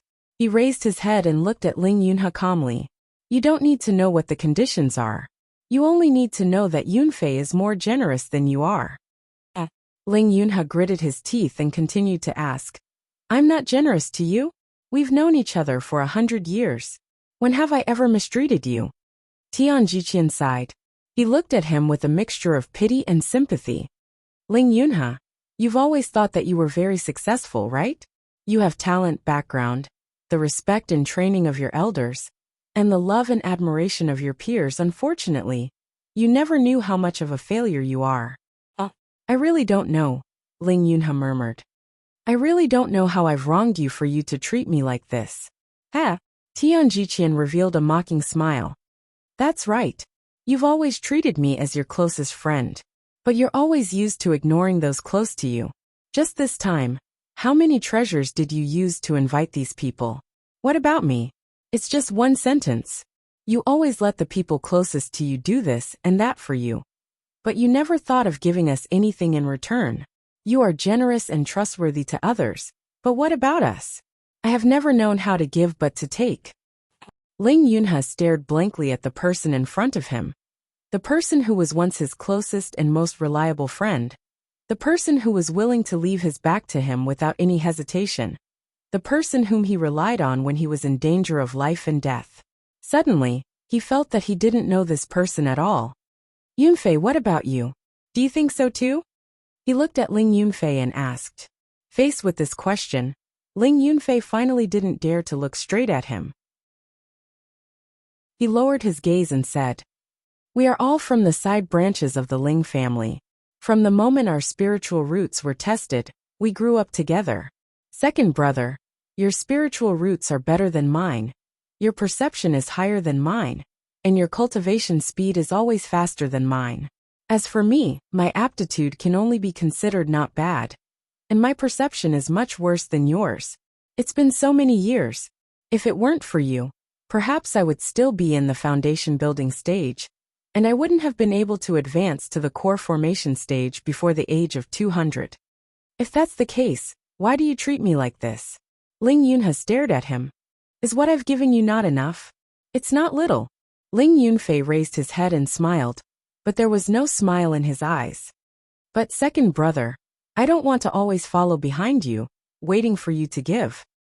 Ling Yunhe stared at Ling Yunfei. He didn't even blink and didn't say anything. Ling Yunfei sighed softly and continued to say, "Second brother, you've indeed treated me very well, but you have never put me on the same level as you. For almost 200 years, you've always treated me as the little six who followed behind you with snot dripping from his nose, calling me second brother. You didn't tell me anything. You didn't tell me when the price of the house fell, making me be kept in the dark like an outsider. You didn't tell me when you planned to come to Carefree Valley. If it wasn't for my strong request, you wouldn't have brought me here. You had the soul restraining bead and the medallion of repayment, but I didn't know anything. Am I really your most trusted brother? You have so many secrets, but you've never told me. You've made so many decisions, but you've never asked for my opinion." At this point, Ling Yunfei laughed bitterly and looked away. His eyes were filled with determination and resolution. "It's been almost 200 years. I don't want to be the little six who followed behind you with snot dripping from his nose, calling me second brother." Ling Yunha closed his eyes. He only opened them when the corners of his eyes were no longer wet. He said calmly, "I've told you before that in the Juyan sect, in the Ling family, it's a kind of happiness to be able to simply cultivate. Since you've hidden your strength and bided your time for so many years, don't you understand this principle?" "That's your way of thinking," Ling Yunfei said coldly. "Second brother, have you realized that you've made another mistake? You've always imposed your own way of thinking on others, but you've never thought that other people's way of thinking is different from yours. You're an influential person. You're favored by the heavens. That's why you can confidently say that you don't want anything, that you only want the happiness of simply cultivating. But have you ever thought that the reason you can be so sad and beautiful is because you have everything?" His voice grew louder, and the muscles on his face twitched. He tried to balance his breathing before he continued to speak calmly. "You didn't ask me if I wanted it, but you decided for me what to give me. This is what you think is good for me." Ling Yunfei smiled coldly. "What? You have nothing to say, second brother." After a while, Ling Yunha said softly, "I really have nothing to say. Yunfei, you're indeed no longer the little six who followed behind me with snot dripping from his nose, and called me second brother. It turns out that I've never known you before. I have nothing to say." "All right then you, however." Ling Yunha raised his voice and looked coldly at Ling Yunfei. "I want to know, what benefits does killing me bring you? For you to painstakingly plan and spend so much effort to rope in Tian Jiqian. There must be great benefits, right?" Ling Yunfei smiled softly and said coldly, "You don't need to know this." Clang! The longer sword of the dual flying sword made a clear sound, flashed a snow-like light, and stabbed towards Ling Yunha. Clang! A crisp sound rang out. Ling Yunfei's sword was blocked by a spiritual aura. Ling Yunfei's expression changed greatly when he saw the person who attacked. "You." Emotienga waved her hand and withdrew her heaven and earth fan. She smiled slightly. "Fellow Taoist Yunfei, you're too impatient. How could you forget there are outsiders here?" Ling Yunfei stared at Emotienga and Tianqin with a stern expression on his face. Fortunately, Tian Jiqian pulled him back at that moment, so his expression softened and he said calmly, "Fellow Taoist Qin, this is my Ling clan's matter. I hope you won't interfere." Emotienga said faintly, "I don't feel like getting involved in other people's business, but I have no choice but to get involved in this matter." Upon seeing Ling Yunfei's furious expression, she laughed. "Fellow Taoist Yunfei, have you forgotten? I came here because I made a deal with fellow Taoist Ling, and I haven't received the balance of the payment yet. How could I let fellow Taoist Yunfei kill my debtor?" By the time she finished speaking, Ling Yunfei's expression had become stunned.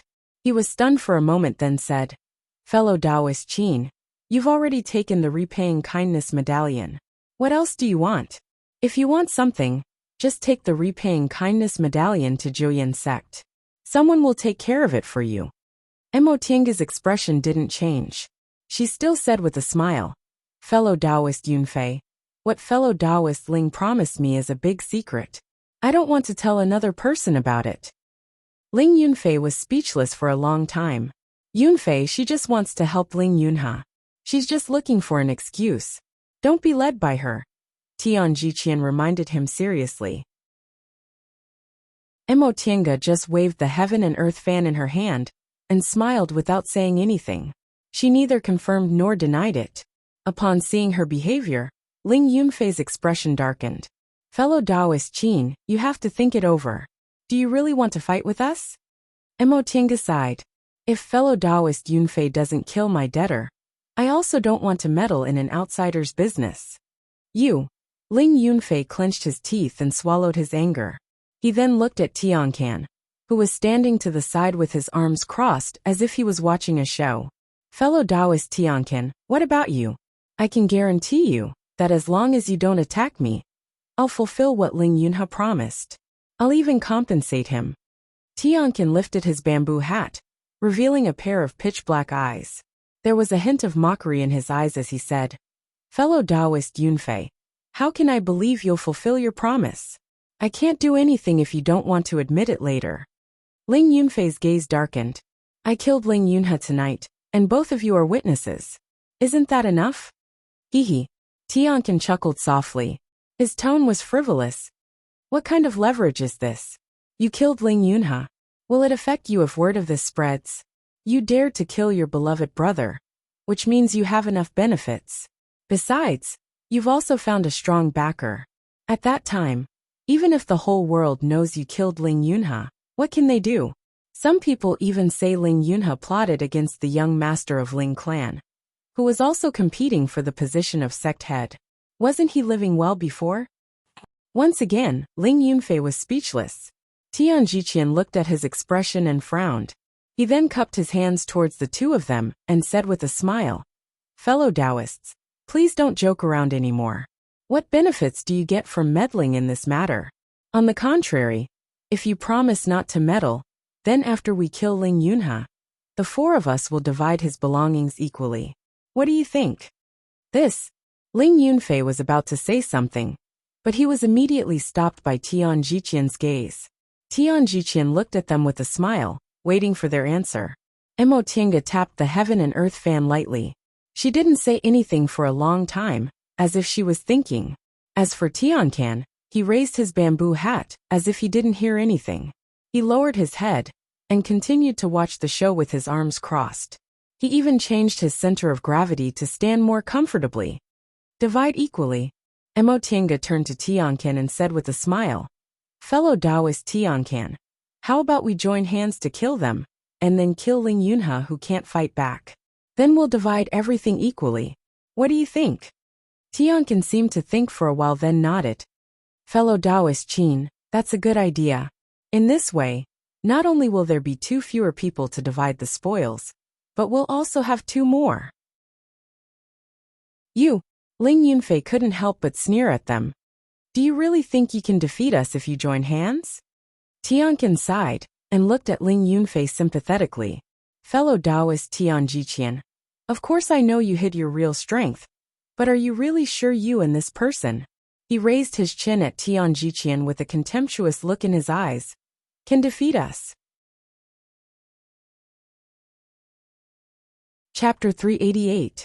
Ling Yunfei stared coldly at Mo Tiange and Tiancan. With a shake of his sleeves, the 2 flying swords revolving around him emitted a clear cry at the same time. Dazzling sword lights flashed and swift and fierce sword aura soared into the sky. This was definitely not the momentum of a cultivator, who had just formed his gold core. Even middle-stage core formation cultivators couldn't achieve this. Watching this scene, Ling Yunha sighed faintly. Sure enough, you hid your strength. Second brother, it's been 30 years since I formed my gold core. Ling Yunfei looked at Ling Yunha coldly. I'm not as talented as you, but 30 years is enough for me to refine a superior magic weapon. No wonder you haven't asked me a single question ever since you started refining your natal magic treasure. Ling Yunha smiled bitterly. 30 years. He had been preparing for this day since 30 years ago. TSK. Seeing Ling Yunfei's sword, Tiancan showed a mocking look. This sword is not bad. Unfortunately, you're not good enough. What did you say? Ling Yunfei flew into a rage and glared at Tiancan fiercely. He stretched out his hand and grabbed the long flying sword. With a light wave, the short sword pointed at Tiancan. Fellow Taoist Tian. Mo Tiange looked at Tian Jiqian and asked with a smile. You've been discussing formations with me all this way, because you want to find a way to deal with my natal magic weapon, right? Hee. I really don't want to be enemies with fellow Taoist Qin. Tian Jiqian sighed as if it was a pity. He looked at Mo Tiange appreciatively and said, fellow Taoist Qin's talent in formations is really amazing. If you join our 5 Elements Valley, you'll definitely shine. Would fellow Taoist Qin be interested? Mo Tiange tapped the heaven and earth fan in her hand while shaking her head and sighing like him. Fellow Taoist Tian, you're not sincere enough to invite me like this. Tian Jiqian raised his eyebrows. He could see that although Qin Wei came from the outer endless sea, her identity shouldn't be ordinary. Her clan or sect might not be worse than the 5 Elements Valley. Therefore, he just said it casually to show his goodwill. However, her reaction and answer obviously showed that she wasn't going to respond with the same goodwill. He looked at Mo Tiange for a long time and said, fellow Taoist Qin, I really don't understand why you and fellow Taoist Tian can want to get involved in this matter. This won't do you any good, right? This was something he couldn't figure out. They had thought that as long as they picked the fretless fruit, the other 3 would leave. At that time, it would be easy for them to plot against Ling Yunhe. They had not expected that the 2 of them would choose to leave the valley together. At most, they would have 2 more people in the know when they made their move. However, they did not expect that when they attacked Ling Yunhe, the 2 of them would come to their rescue. What good would it do them? They had already confirmed that the 2 of them didn't know Ling Yunhe, and that it was just a transaction. Ordinary cultivators would just stand by and watch when they encountered such a situation, right? As long as it didn't affect one's own interests, it wasn't wise to get involved in other people's grudges. Anyway, Ling Yunfei had already promised to fulfill his promise on behalf of Ling Yunhe. Could it really be like what Qin Wei said, that they wanted to kill everyone and then divide the spoils? Thinking of this, Tian Jiqian cautiously took a step back and prepared to set up a formation at any time. Both Mo Tiange and Tian Kan saw this. They smiled at each other, and each took a step forward. Fellow Taoists, Mo Tiange said, I think we don't need to talk about the reason anymore. We really don't have anything in common between us.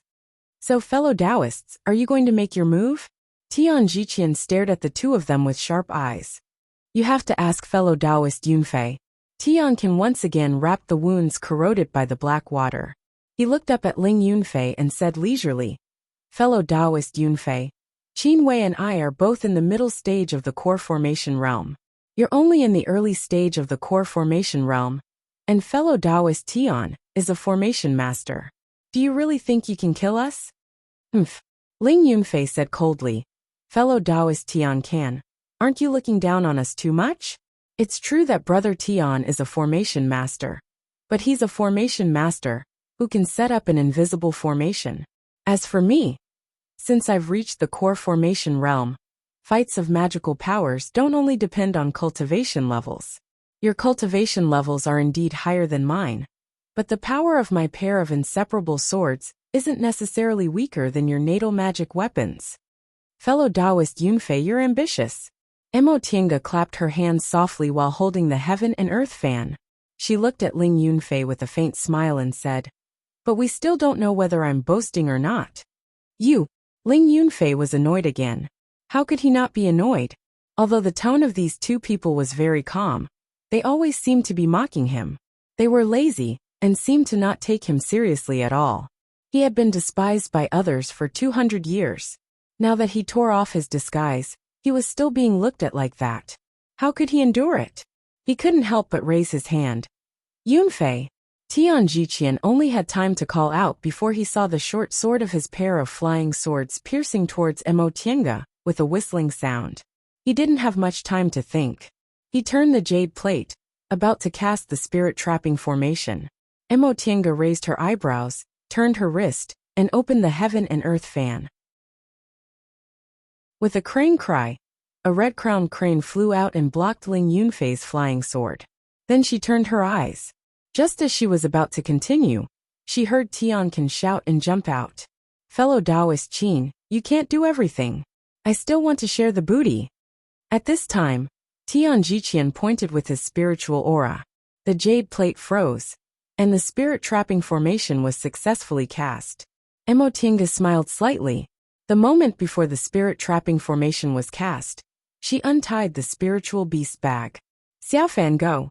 Xiaofan, who was brought out to fight by her for the first time, blinked its eyes and spat out a bubble. Master, do you want to eat them? Emotinga pointed with the fan. Eat these too if you can, but don't complain that they're not tasty after eating them. I know. Xiaofan swung its tail cheerfully, opened its mouth wide, and pounced on Ling Yunfei and Tian Jiqian.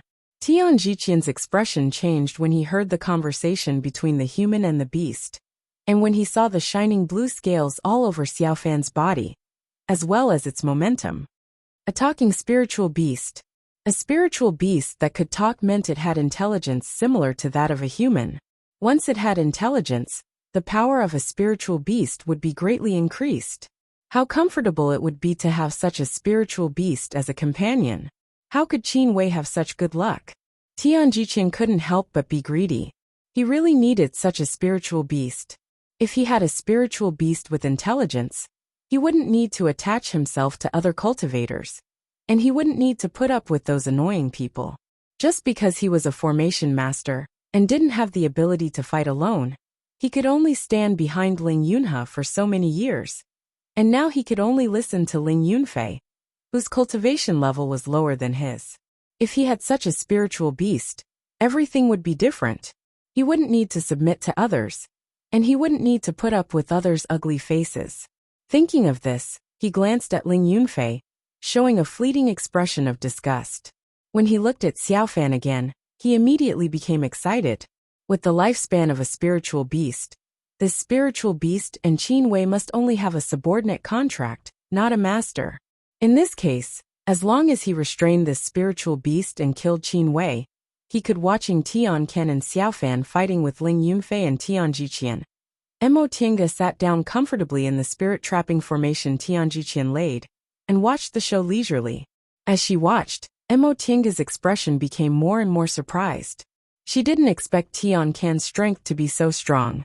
He obviously cultivated a very advanced body-refining technique. The aura around his body was very domineering, and he always chose to fight head-on with Ling Yunfei. His moves were ruthless, and he didn't care about his life. Although Ling Yunfei's magic weapon was strong, he was forced to retreat again and again. In the end, he was even more restrained. Tian Jiqian's attention was completely focused on Xiaofan. He didn't want to hurt Xiaofan, so he could only use some trapping formations. However, Xiaofan's strength was also extraordinary. It lived in the East Sea, and had always been aggressive in fights between demonic beasts. For a moment, Tian Jiqian was flustered. Without Tian Jiqian's support, Ling Yunfei was in a difficult situation under Tian Can's attacks, and was soon at a disadvantage.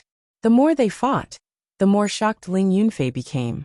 He originally thought that although he was only in the early stage of the core formation realm, his real strength wasn't weaker than that of a cultivator in the middle stage of the core formation realm. It wasn't until now that he realized how powerful Tian Can was. No wonder Ling Yunhe invited him. Brother Tian, Ling Yunfei shouted. At this moment, he could only count on Tian Jiqian for help.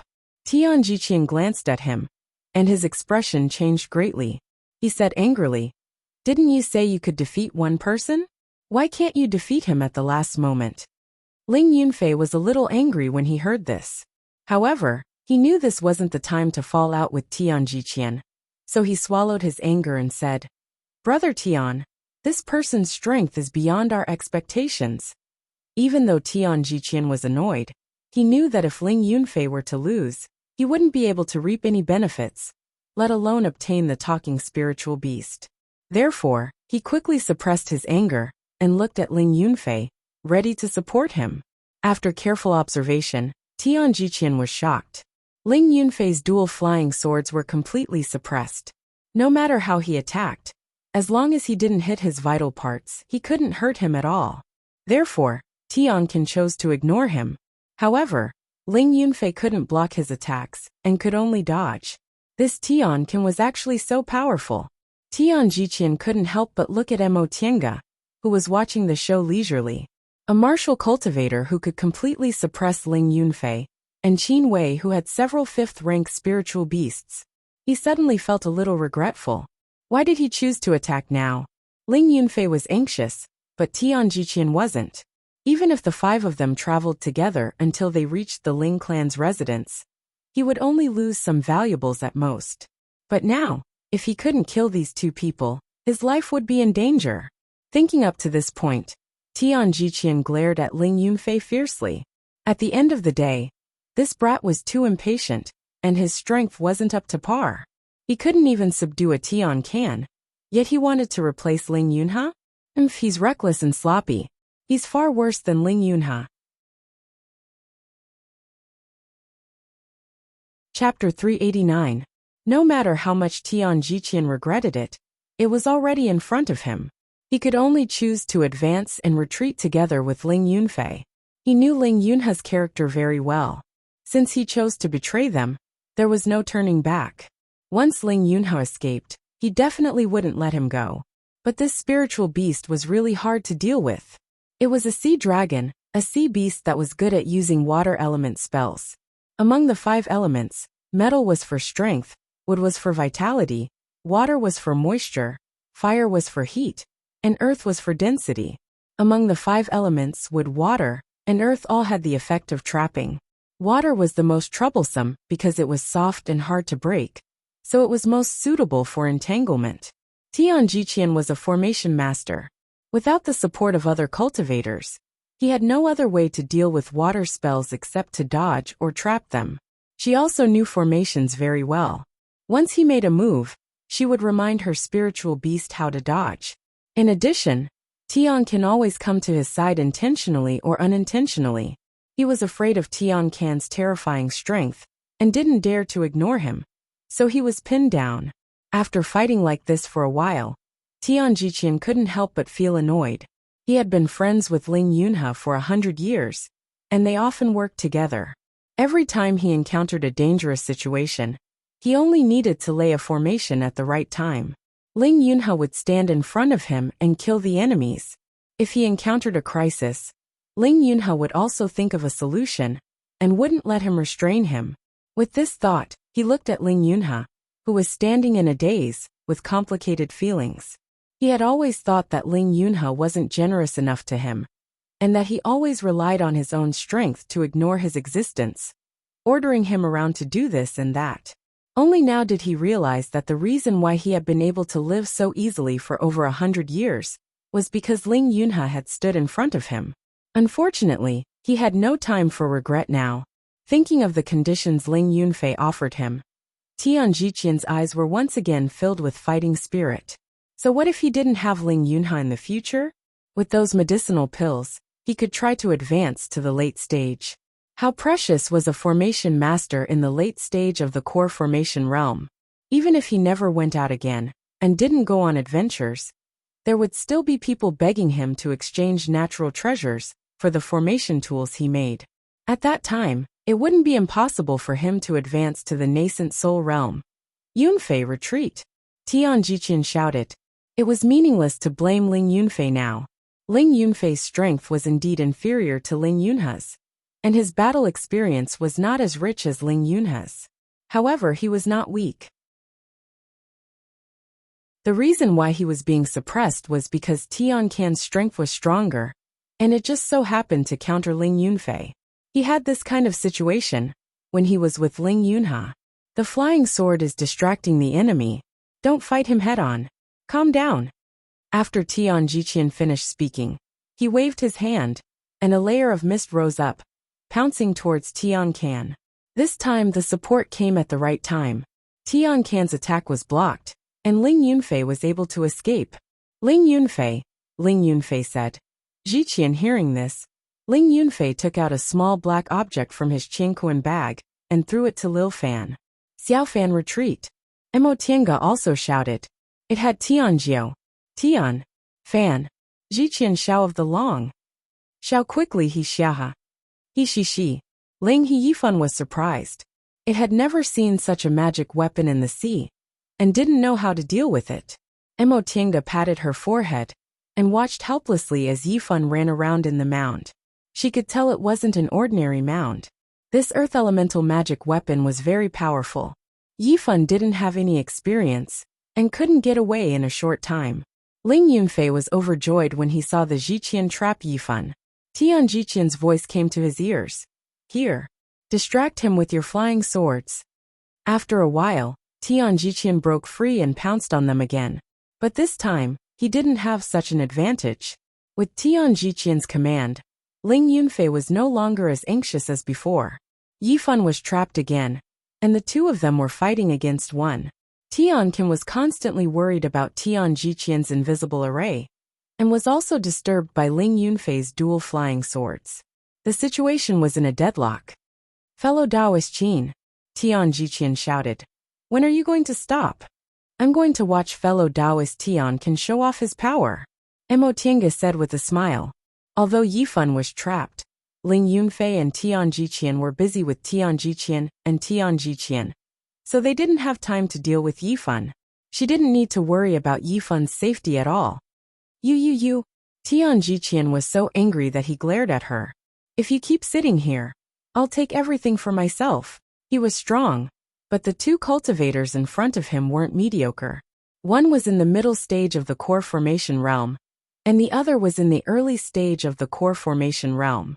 Both of them weren't weak. He wouldn't lose, but it would be difficult for him to win. Then you can take everything for yourself. Mo Tiange continued to say lazily. I don't like their things anyway. Tian Jiqian rolled his eyes. Seeing that Mo Tiange was going to stand by and do nothing, he clenched his teeth angrily. He didn't believe he couldn't deal with these two without this woman's help. Fellow Taoist Tian Qin left.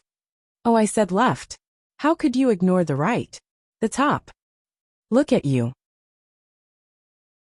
I said the top, but you paid attention to the bottom. You're disobedient. Now you're being beaten, aren't you? Shut up. Tian Jiqian threw a punch. The powerful aura blocked Ling Yunfei's short flying sword. He immediately jumped back to avoid the long flying sword. He didn't even have the strength to glare at Mo Tiange. He regretted it. Why did he have to meddle while that woman was meddling in other people's business? After all, he didn't lose anything. While Tian Jiqian was angry, Tian Jiqian and Ling Yunfei were both happy and surprised. They were happy because Mo Tiange didn't plan to help them now, so they wouldn't be flustered. They were surprised because she looked so relaxed, as if she had a card up her sleeve. Did she have a backup plan? After all, if Tian Jiqian was beaten by them, she wouldn't get any benefits. Although the spirit trapping formation could temporarily trap cultivators, she was a middle-stage core formation cultivator who was proficient in formations. She definitely wouldn't be trapped for so long. Tian Jiqian thought about it, but couldn't come up with a solution. Tian Jiqian was so angry that he attacked even more fiercely. For a moment, the two of them were flustered. Yunfei, calm down. Tian Jiqian shouted. Don't let them mess up our formation. Otherwise we'll lose for sure. Ling Yunfei took a deep breath and focused his eyes. If Tian Jiqian was defeated and killed by taking a step back, then he would die without a place to be buried. Would Ling Yunhe let him go for the sake of their 200 years of brotherhood? Maybe he would, but Tian Jiqian and Qin Wei definitely wouldn't. Even if Ling Yunhe managed to escape, he would not be a match for the two of them with his serious injuries. It would already be good if the two of them were willing to spare Ling Yunhe's life. The most likely outcome would be as Qin Wei had said, to kill the two of them, then kill Ling Yunhe, and take all of their belongings. This was the style of cultivators with tyrannical strength like them.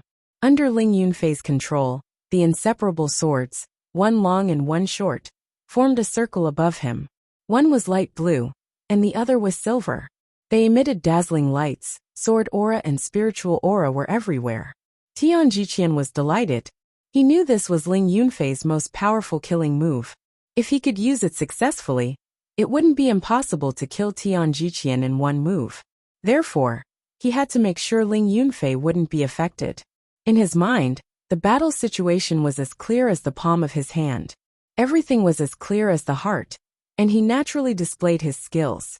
He found the feeling of fighting side by side with Ling Yunhe. That's right, what he did today was right. Ling Yunhe was not the only one. As long as he was strong enough, he could also control the situation. The jade plate in his hand spun madly. 5 lights flashed on it, and yin and yang changed in an instant. Tianjiqian stared at the jade plate without blinking, waiting for the perfect moment when the 5 elements and yin and yang in his body were broken. Clang chi, he heard 2 sounds. The first was the sound of sharp weapons clashing, and the second was the sound of a sharp weapon breaking a body. In the next moment his eyes widened. The jade plate didn't stop spinning. It spun more and more crazily. In the end, it missed the moment when the formation was set up. This caused a small disturbance in the 5 elements and yin and yang in his body. He held the jade plate tightly. The jade plate spun faster and faster, but the spiritual light on it became dimmer and dimmer. He knew that this was because the jade plate had lost the support of its owner's spiritual aura. He slowly turned around and saw Ling Yunhe standing expressionlessly not far away. He only had time to say, "You." Ling Yunhe moved his right hand, and the crescent moon jade knife fell from Tianjiqian's body. Fresh blood spurted out. Seeing Tianjiqian slowly collapse, Ling Yunhe lowered his gaze and said softly, "I only used 1 sentence to invite you. But do you remember that you didn't even need to say a word to invite me?" Tianjiqian opened his eyes wide and stared at Ling Yunhe. In his eyes there was fear, panic, hatred, anger, and even more so regret. Ling Yunhe continued, "I thought that we didn't need to talk about a deal or a reward. We only needed to say a word, and we would die for each other. I thought that this was what it meant to be a friend of life and death. I was wrong." Tianjiqian's eyes finally lost their light. No one knew whether the last thought that lingered in his mind was regret or not. His death caused the ongoing battle to stop. Tianjiqian retracted his claws and stood not far away to watch this scene. Ling Yunfei, on the other hand, was frozen. Ling Yunhe held the crescent moon jade knife in his hand tightly and walked toward him step by step. Ling Yunfei's 2 flying swords stopped involuntarily. He watched as Tianjiqian walked toward him. The knife light and the sword light flashed at the same time. The long sword pierced through Ling Yunhe's body. At the same time, a crescent moon light shone, and an extremely sharp spiritual aura pierced through Ling Yunfei's chest. "This sword is for you. For the past 200 years, I have never truly understood your heart." Ling Yunhe stood there quietly, letting the blood spurt out from the wound on his body. "This sword is for me. For the past 200 years, for your greed and ungratefulness. Second brother." Ling Yunfei closed his eyes, and tears rolled down his cheeks. Finally he collapsed. None of the reasons could hide his true feelings. If he was capable enough, he wouldn't need second brother to give him anything. If he was capable enough, he could also stand in second brother's position. He knew that he couldn't get it, so he was angry. All of this was because of jealousy. Chapter 390. The mound that trapped Xiaofan turned back into a small black lump of soil and fell down. Now that Tianjiqian was dead, the spirit-trapping formation also lost its effect. Mo Tinga sighed, walked over to pick up the small lump of soil, patted Xiaofan's head, and threw it a medicinal pill. "You can't eat it anymore. Eat this." Xiaofan swallowed the medicinal pill and asked, "Master, did I lose?" "Your cultivation level is still low, so it's normal that you can't beat him." Mo Tinga stroked its head. Xiaohu was too naughty. Feifei was now the king, so Xiaofan was the most obedient. After comforting Xiaofan, Mo Tinga looked up. Tianjiqian was looking at Ling Yunhe thoughtfully with his arms crossed. Ling Yunhe stood silently in front of Tianjiqian and Ling Yunfei's bodies without moving. Mo Tinga couldn't help but sneer. Ling Yunfei and Tianjiqian were really not smart. They had such a close relationship with Ling Yunhe, but they actually looked down on him. Even though half of his body was splashed with black water, and he was injured, he was Ling Yunhe, a top cultivator of Juyan sect. How could he be trapped by a small spirit-trapping formation and wait for death?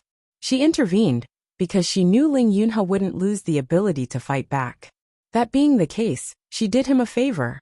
These 2 people were probably used to being protected by Ling Yunhe, so they ignored this problem. After the spirit-trapping formation was used, it would consume the spiritual aura of the cultivator who set it. Tianjiqian used 2 spirit-trapping formations, and also used formations to fight Tiancan and Xiaofan. How could he maintain the perfect effect? Before long, Ling Yunhe was able to get out of the formation. Before this, his dantian and meridians had long been protected by Mo Tiange's medicinal pills. That black water corroded half of his body. Although it was a serious injury, it was only an external injury. It didn't substantially affect his strength. Tian Jiqian and Ling Yunfei thought he was so seriously injured that he could be killed easily, so they attacked him rashly. After standing for a while, Ling Yunhe's eyes finally moved. He gathered some spiritual aura in his palm and pressed it on the wound. The blood flow slowly stopped. Then he turned to Tiancan and Mo Tiange, nodded and said faintly, "Fellow Taoists, thank you." Tiancan was the first to speak. He chuckled and said, "Brother Ling, don't you think it's too early to thank me? How do you know that fellow Taoist Qin, and I won't attack you?" Ling Yunhe smiled bitterly and shook his head. "Fellow Taoists, if that's the case, why did you help me back then? Wouldn't it be better to wait for both of us to suffer?" Tiancan stopped smiling and looked at Ling Yunhe. "You are a nice person, but your eyesight is not good." Ling Yunhe wanted to laugh, but in the end he didn't. He lowered his head and looked at the corpses of Tian Jiqian and Ling Yunfei in silence for a long time. An hour ago, these were his most trusted brothers and closest friends. Now they were two corpses. Moreover, they were killed by him. Do you regret it? Of course not. Since they had chosen to betray, this was the consequence they had to bear. Although he valued friendship, he wouldn't be soft-hearted to betrayers. Fellow Taoists. Ling Yunhe's eyes gradually became firm. He slowly raised his hand and bowed slightly. His injuries were a bit serious, so he had to be gentle. "I'll always remember your great kindness. Please meet me in the Ling clan's mansion in 3 months. I'll certainly repay you then." Mo Tiange and Tiancan didn't say anything. Ling Yunhe's expression was very calm, but between his eyebrows, there was a kind of speechless sadness and deep fatigue. Although they had indeed lent a helping hand for the sake of certain benefits, the two of them chose to remain silent at this time. Ling Yunhe didn't wait for them to answer. He took the Qianquan bags from Tian Jiqian and Ling Yunfei's bodies and threw them to them. His tone was still indifferent. "Now that this is over, I'll go back to heal my injuries. See you in 3 months."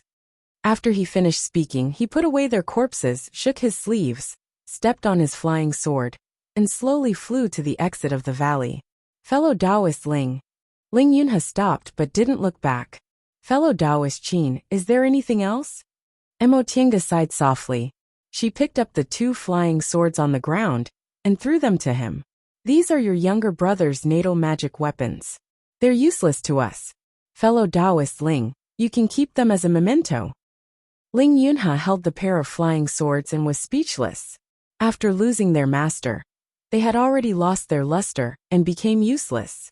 He took a deep breath and put them away. "Thank you." Then he put the 2 flying swords into his sleeves and quickly disappeared into the forest. ****, fellow Taoist Tiancan, we should divide the loot. Tiancan was startled to hear Mo Tiange's voice. "Huh? Oh." Mo Tiange crossed her arms, tilted her head and stared at him. Tiancan felt scared and stared at her. "Fellow Taoist Qin, why are you looking at me like that? Although you're young and beautiful, I've never been interested in women." Mo Tiange nodded. "Yes, of course you're not interested in women. Maybe you're a little interested in men." Tiancan's eyes widened. "What did you say?" Mo Tiange looked like she was smiling. She walked around him twice then said, "Do you really think I can't recognize you? Fellow Taoist Nya?" After a while Tiancan sighed. He took off his bamboo hat, pulled off his mask and wiped his face, revealing Nya Wushang's delicate and pretty face. "When did you find me?" she asked in her own voice. Seeing the face she expected, Mo Tiange smiled. "You underestimate how familiar I am with you." Nya Wushang was stunned. "What do you mean?" Mo Tiange said. "Although your appearance, voice and weapon have changed, your behavior and fighting style all have traces of familiarity. I don't know many people in Yunzhong, so the answer to a martial cultivator who gives me a familiar feeling is too simple." Most importantly, after that conversation, Her intuition told her that Tiankin was a woman, and she even had a good impression of her. Because of that, she began to pay attention to Tiankin's every move. Only then did she realize that Tiankin and Ye Wuxiang had inexplicable similarities.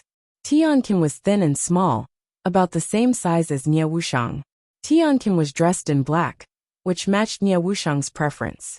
Tiankin covered his face, so she couldn't see his mouth when he spoke. Ye Wuxiang was doing ventriloquism. Tiankin's weapon was a claw. Ye Wuxiang used boxing gloves. But when Mo Tiange met her for the first time more than 60 years ago, she used a claw. With so many suspicious points added together, the answer was obvious. Something flashed in Ye Wuxiang's eyes, but in the end, she laughed in a low voice. I really didn't expect someone would remember me. After a moment of silence, Mo Tiange asked, Did you get rid of the devil aura in your body? Ye Wuxiang looked up at her and smiled. I thought the first question you'd ask me would be how I advanced to the middle stage so quickly. Mo Tiange nodded. If you don't mind, you can tell me one by one. You're really impolite. Ye Wuxiang wanted to get angry, but in the end, she just shook her head and laughed. She looked around then raised her chin. Let's talk after we get out. This place really isn't a good place to stay for a long time. Although they were already out of the dangerous inner valley, the outer valley was still full of spiritual aura. If they didn't get out as soon as possible, it would be difficult if they encountered some troublesome things again. Mo Tiange agreed. Okay. The two of them put away their things. Ye Wuxiang restored her disguise and left the valley together. In such a short time, Ling Yunhe had already disappeared without a trace. The big tree they entered the valley from had traces of a restriction being broken, so presumably, he'd left safely. He hadn't left for long, but the exit was still there. Mo Tiange and Ye Wuxiang didn't need to break another restriction, so they could directly leave through the exit of the restriction he broke. The two of them talked about where they were going. Both said they didn't have a specific goal, so they simply went to Descending Star City together. On the way, the two of them talked about what happened after they parted. Mo Tiange was very surprised that Ye Wuxiang advanced to the middle stage in just 1 year. When they parted, Ye Wuxiang still hadn't escaped from North Pole Island. Even if she didn't encounter any accidents on the way, and directly found a suitable place for closed-door meditation, it would have only been a whole year since then. Logically speaking, this amount of time wasn't enough for a cultivator to advance. It only took Mo Tiange 15 years to advance from the early stage to the middle stage. But her fated chances were different. She had long cultivated to the peak of the early stage of the core formation realm. She needed about 2 years to prepare to advance and stabilize her realm. Ye Wuxiang answered this question. She didn't understand martial cultivation. It was harder for martial cultivators to advance than it was for ordinary cultivators. But the process of advancement was a bit simpler. During their daily cultivation, they condensed spiritual aura through body tempering and other methods. Therefore, they only needed to condense the spiritual aura they usually condensed into their gold cores in order to advance. Before this, the condensation of her spiritual aura had long reached the requirements for advancement, but she never had the time to enter closed-door meditation. After stealing a treasure from Tianyin sect, she blended into the group of cultivators going out to sea. Later, she randomly found a small island in the inland sea to avoid Tianyin sect's pursuit, and conveniently entered closed-door meditation to advance. With that treasure temporarily suppressing the primordial devil aura in her body, her advancement was very smooth. In less than half a year, she broke out of her closed-door meditation, crossed the sea, and arrived in Eastern Tang. After arriving in Eastern Tang, she changed her name to Tiankin and wandered around aimlessly. By chance she met Ling Yunhe. Seeing her outstanding strength, Ling Yunhe invited her to Carefree Valley. At this point, Ye Wuxiang was still worried about the primordial devil aura in her body. Although Tianyin sect's treasure could temporarily suppress her devil aura, it couldn't be eradicated. Therefore, she took this opportunity to make a request to Ling Yunhe. Ling Yunhe agreed, so she joined the group for the trip to Carefree Valley. To her surprise, she actually saw Mo Tiange again in this group. She knew Mo Tiange wasn't weak. When they first met, Mo Tianga's cultivation level was clearly weaker than hers. When they met in the core formation realm, they were already on par. When they met again on North Pole Island, Mo Tianga even surpassed her in one fell swoop and advanced to the middle stage of the core formation realm. Now that she herself had advanced to the middle stage of the core formation realm, out of curiosity, she wanted to test Mo Tianga's strength. Thus, the sudden attack outside Ling Clan's mansion happened. At this point, Mo Tianga's interest was piqued. In that case, what's fellow Taoist Nie's evaluation of my strength? Nie Wushang was silent for a long time before she answered. If I couldn't suppress you in the beginning, I'd most likely lose. Mo Tianga had just witnessed Nie Wushang's real strength, so what she said was somewhat modest, but it was basically true. Nie Wushang's body was tyrannical. If they fought speed with speed, Mo Tianga would have to be careful. However, if they fought for a long time, that would be her strength. Thinking up to this point, Mo Tianga smiled and said, in that case, fellow Taoist Nie better not be my enemy. Nie Wushang glared at her. Why should I be your enemy? You're just looking for trouble.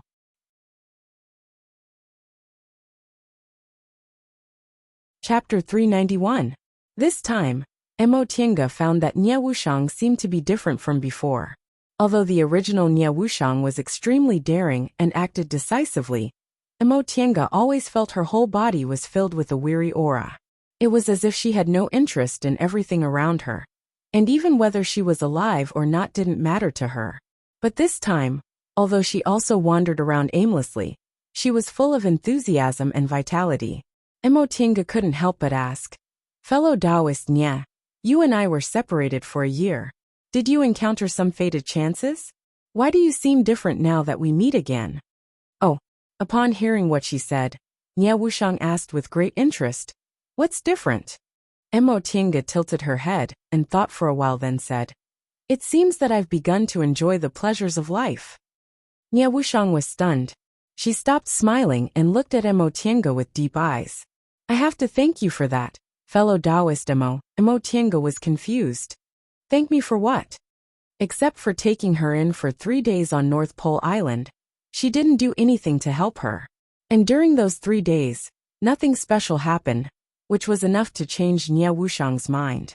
Nie Wushang sighed softly, gazed into the distance and said slowly, for so many years, I've always dreamed of leaving Master's control and living a free life. But after going through so many hardships and escaping from the celestial pole to Yunzhong, I suddenly realized that I didn't know what to do. It's been more than 100 years. Everything I do is what Master wants me to do. Although I'm unwilling, I can't deny that Master gave me the meaning of living. Mo Tianga wrinkled her brows. What are you talking about? You're a human, not a tool. Why do you need him to give you the meaning of living? Fellow Taoist Mo, you don't understand. Nie Wushang shook her head and said, your master gave you freedom, so you live for yourself. But I'm not. Before I left Master, I couldn't be considered a human at all. Nie Wushang smiled and didn't explain further. Some things were difficult for people who hadn't experienced them to understand. Or in other words, Master was too successful. Not only did he manipulate her life, but he also suppressed her nature. Therefore, after leaving him, she felt lost and lost the meaning of living. To high-level cultivators, 100 years wasn't a very long time, but it was her entire life. Fellow Taoist Mo, Nie Wushang suddenly asked, why did you leave the celestial pole and come to Yunzhong? This question was rather difficult for Mo Tianga to answer. She went to Yunzhong to broaden her horizons, and also to follow Mo Yaoqing's footsteps. As for which was more important, even she herself found it hard to answer. Besides, she never thought of telling anyone about Mo Yaoqing. Upon seeing the awkward expression on her face, Nie Wushang waved her hand and said, you don't need to answer me in detail. I know there are some things I can't tell outsiders. I'm just curious. You're a disciple of a famous school in the celestial pole. Your cultivation is smooth. You have a master who loves his disciples as much as his life. And you've just become Taoist companions with your senior martial brother. You're at the height of your success. So why did you leave the celestial pole and come to Yunzhong? Nie Wuxiang had already thought about this question when the two of them reunited on North Pole Island. However, at that time, they were still considered enemies, so it wasn't convenient for her to ask. Now that she had asked, it could be considered as solving the confusion that had plagued her for the past year. Upon hearing this question, Mo Tiange just looked at her with a smile. In fellow Taoist Nie's eyes, what kind of person am I? As a disciple of a famous school, my cultivation is smooth. I have a master and a Taoist companion, so I should enjoy the envious gazes of others in the celestial pole? Should I wait for others to do everything for me? Nie Wuxiang was somewhat unable to answer. Her intuition told her that Mo Tiange wasn't that kind of person. However, in the celestial pole, weren't all female cultivators with superior backgrounds like that? They didn't need to worry about their own cultivation path. Their elders and husbands would pave the way for them. Without needing Nie Wuxiang to answer, Mo Tiange already knew what she was thinking. She said, if I only enjoyed the shadow of my master and senior martial brother, even if I formed my nascent soul, I wouldn't be able to achieve the great Tao in the end. Nie Wuxiang suddenly turned to look at her, her gaze unblinking. Achieve the great Tao? Of course. Nie Wuxiang's surprised look puzzled Mo Tiange. Could it be that fellow Taoist, Nie never thought about achieving the great Tao one day, and ascending to become an immortal? Nie Wuxiang took a deep breath then solemnly saluted her. It wasn't until now that I realized I underestimated fellow Taoist Mo, achieving the great Tao, ascending to become an immortal. How many cultivators nowadays still thought about these things? Yes, all cultivators who set foot on the path to immortality wanted longevity. However, after the Middle Ages, the world changed into mulberry fields. For more than 100,000 years, no one had ever ascended to become an immortal. Even deification realm cultivators were few and far between. Most cultivators gave up on their desire to become immortals and turned to pursue power and longevity. Because of this, there was no longer a saying that immortals and devils couldn't coexist. Whether it was immortal cultivators or devil cultivators, the goals they pursued were no longer fundamentally different. It was hard to say whether all of this was the degeneration of cultivators or the helplessness of the path to immortality. Nevertheless, those who could still persist on the path to immortality were definitely people with firm willpower and were worthy of admiration. Seeing Nie Wuxiang's solemn expression, Mo Tiange couldn't help but laugh. I'm just a core formation cultivator now. The so-called great Tao is still out of my reach, and my Tao heart is only a word. Why do you have to be like this, fellow Taoist Nie? There was no smile on Nie Wuxiang's face. She said, if fellow Taoist Mo only made me feel that there's still some joy in living when we met on North Pole Island, then fellow Taoist Mo's words today made me see a whole new world. From now on, I, Nie Wuxiang, don't be trapped in the past anymore. Mo Tiange raised her eyebrows in surprise. Fellow Taoist Nie Wuxiang looked at the distant mountain peaks and raging clouds. She felt that the world was so vast, so why did she have to abandon that free future for the past darkness? Achieving the great Tao and cultivating to become an immortal. In the past 100 years, she never thought about it and didn't dare to think about it. But it was different now. She was no longer bound and could exist freely between heaven and earth. That being the case, why couldn't she pursue the true meaning of Tao, abandon the primordial devil aura, and become a real cultivator? After crossing Mount Jialing and entering northern Qilin country in the north, the vast green mountains were covered with a layer of faint black aura, devil aura.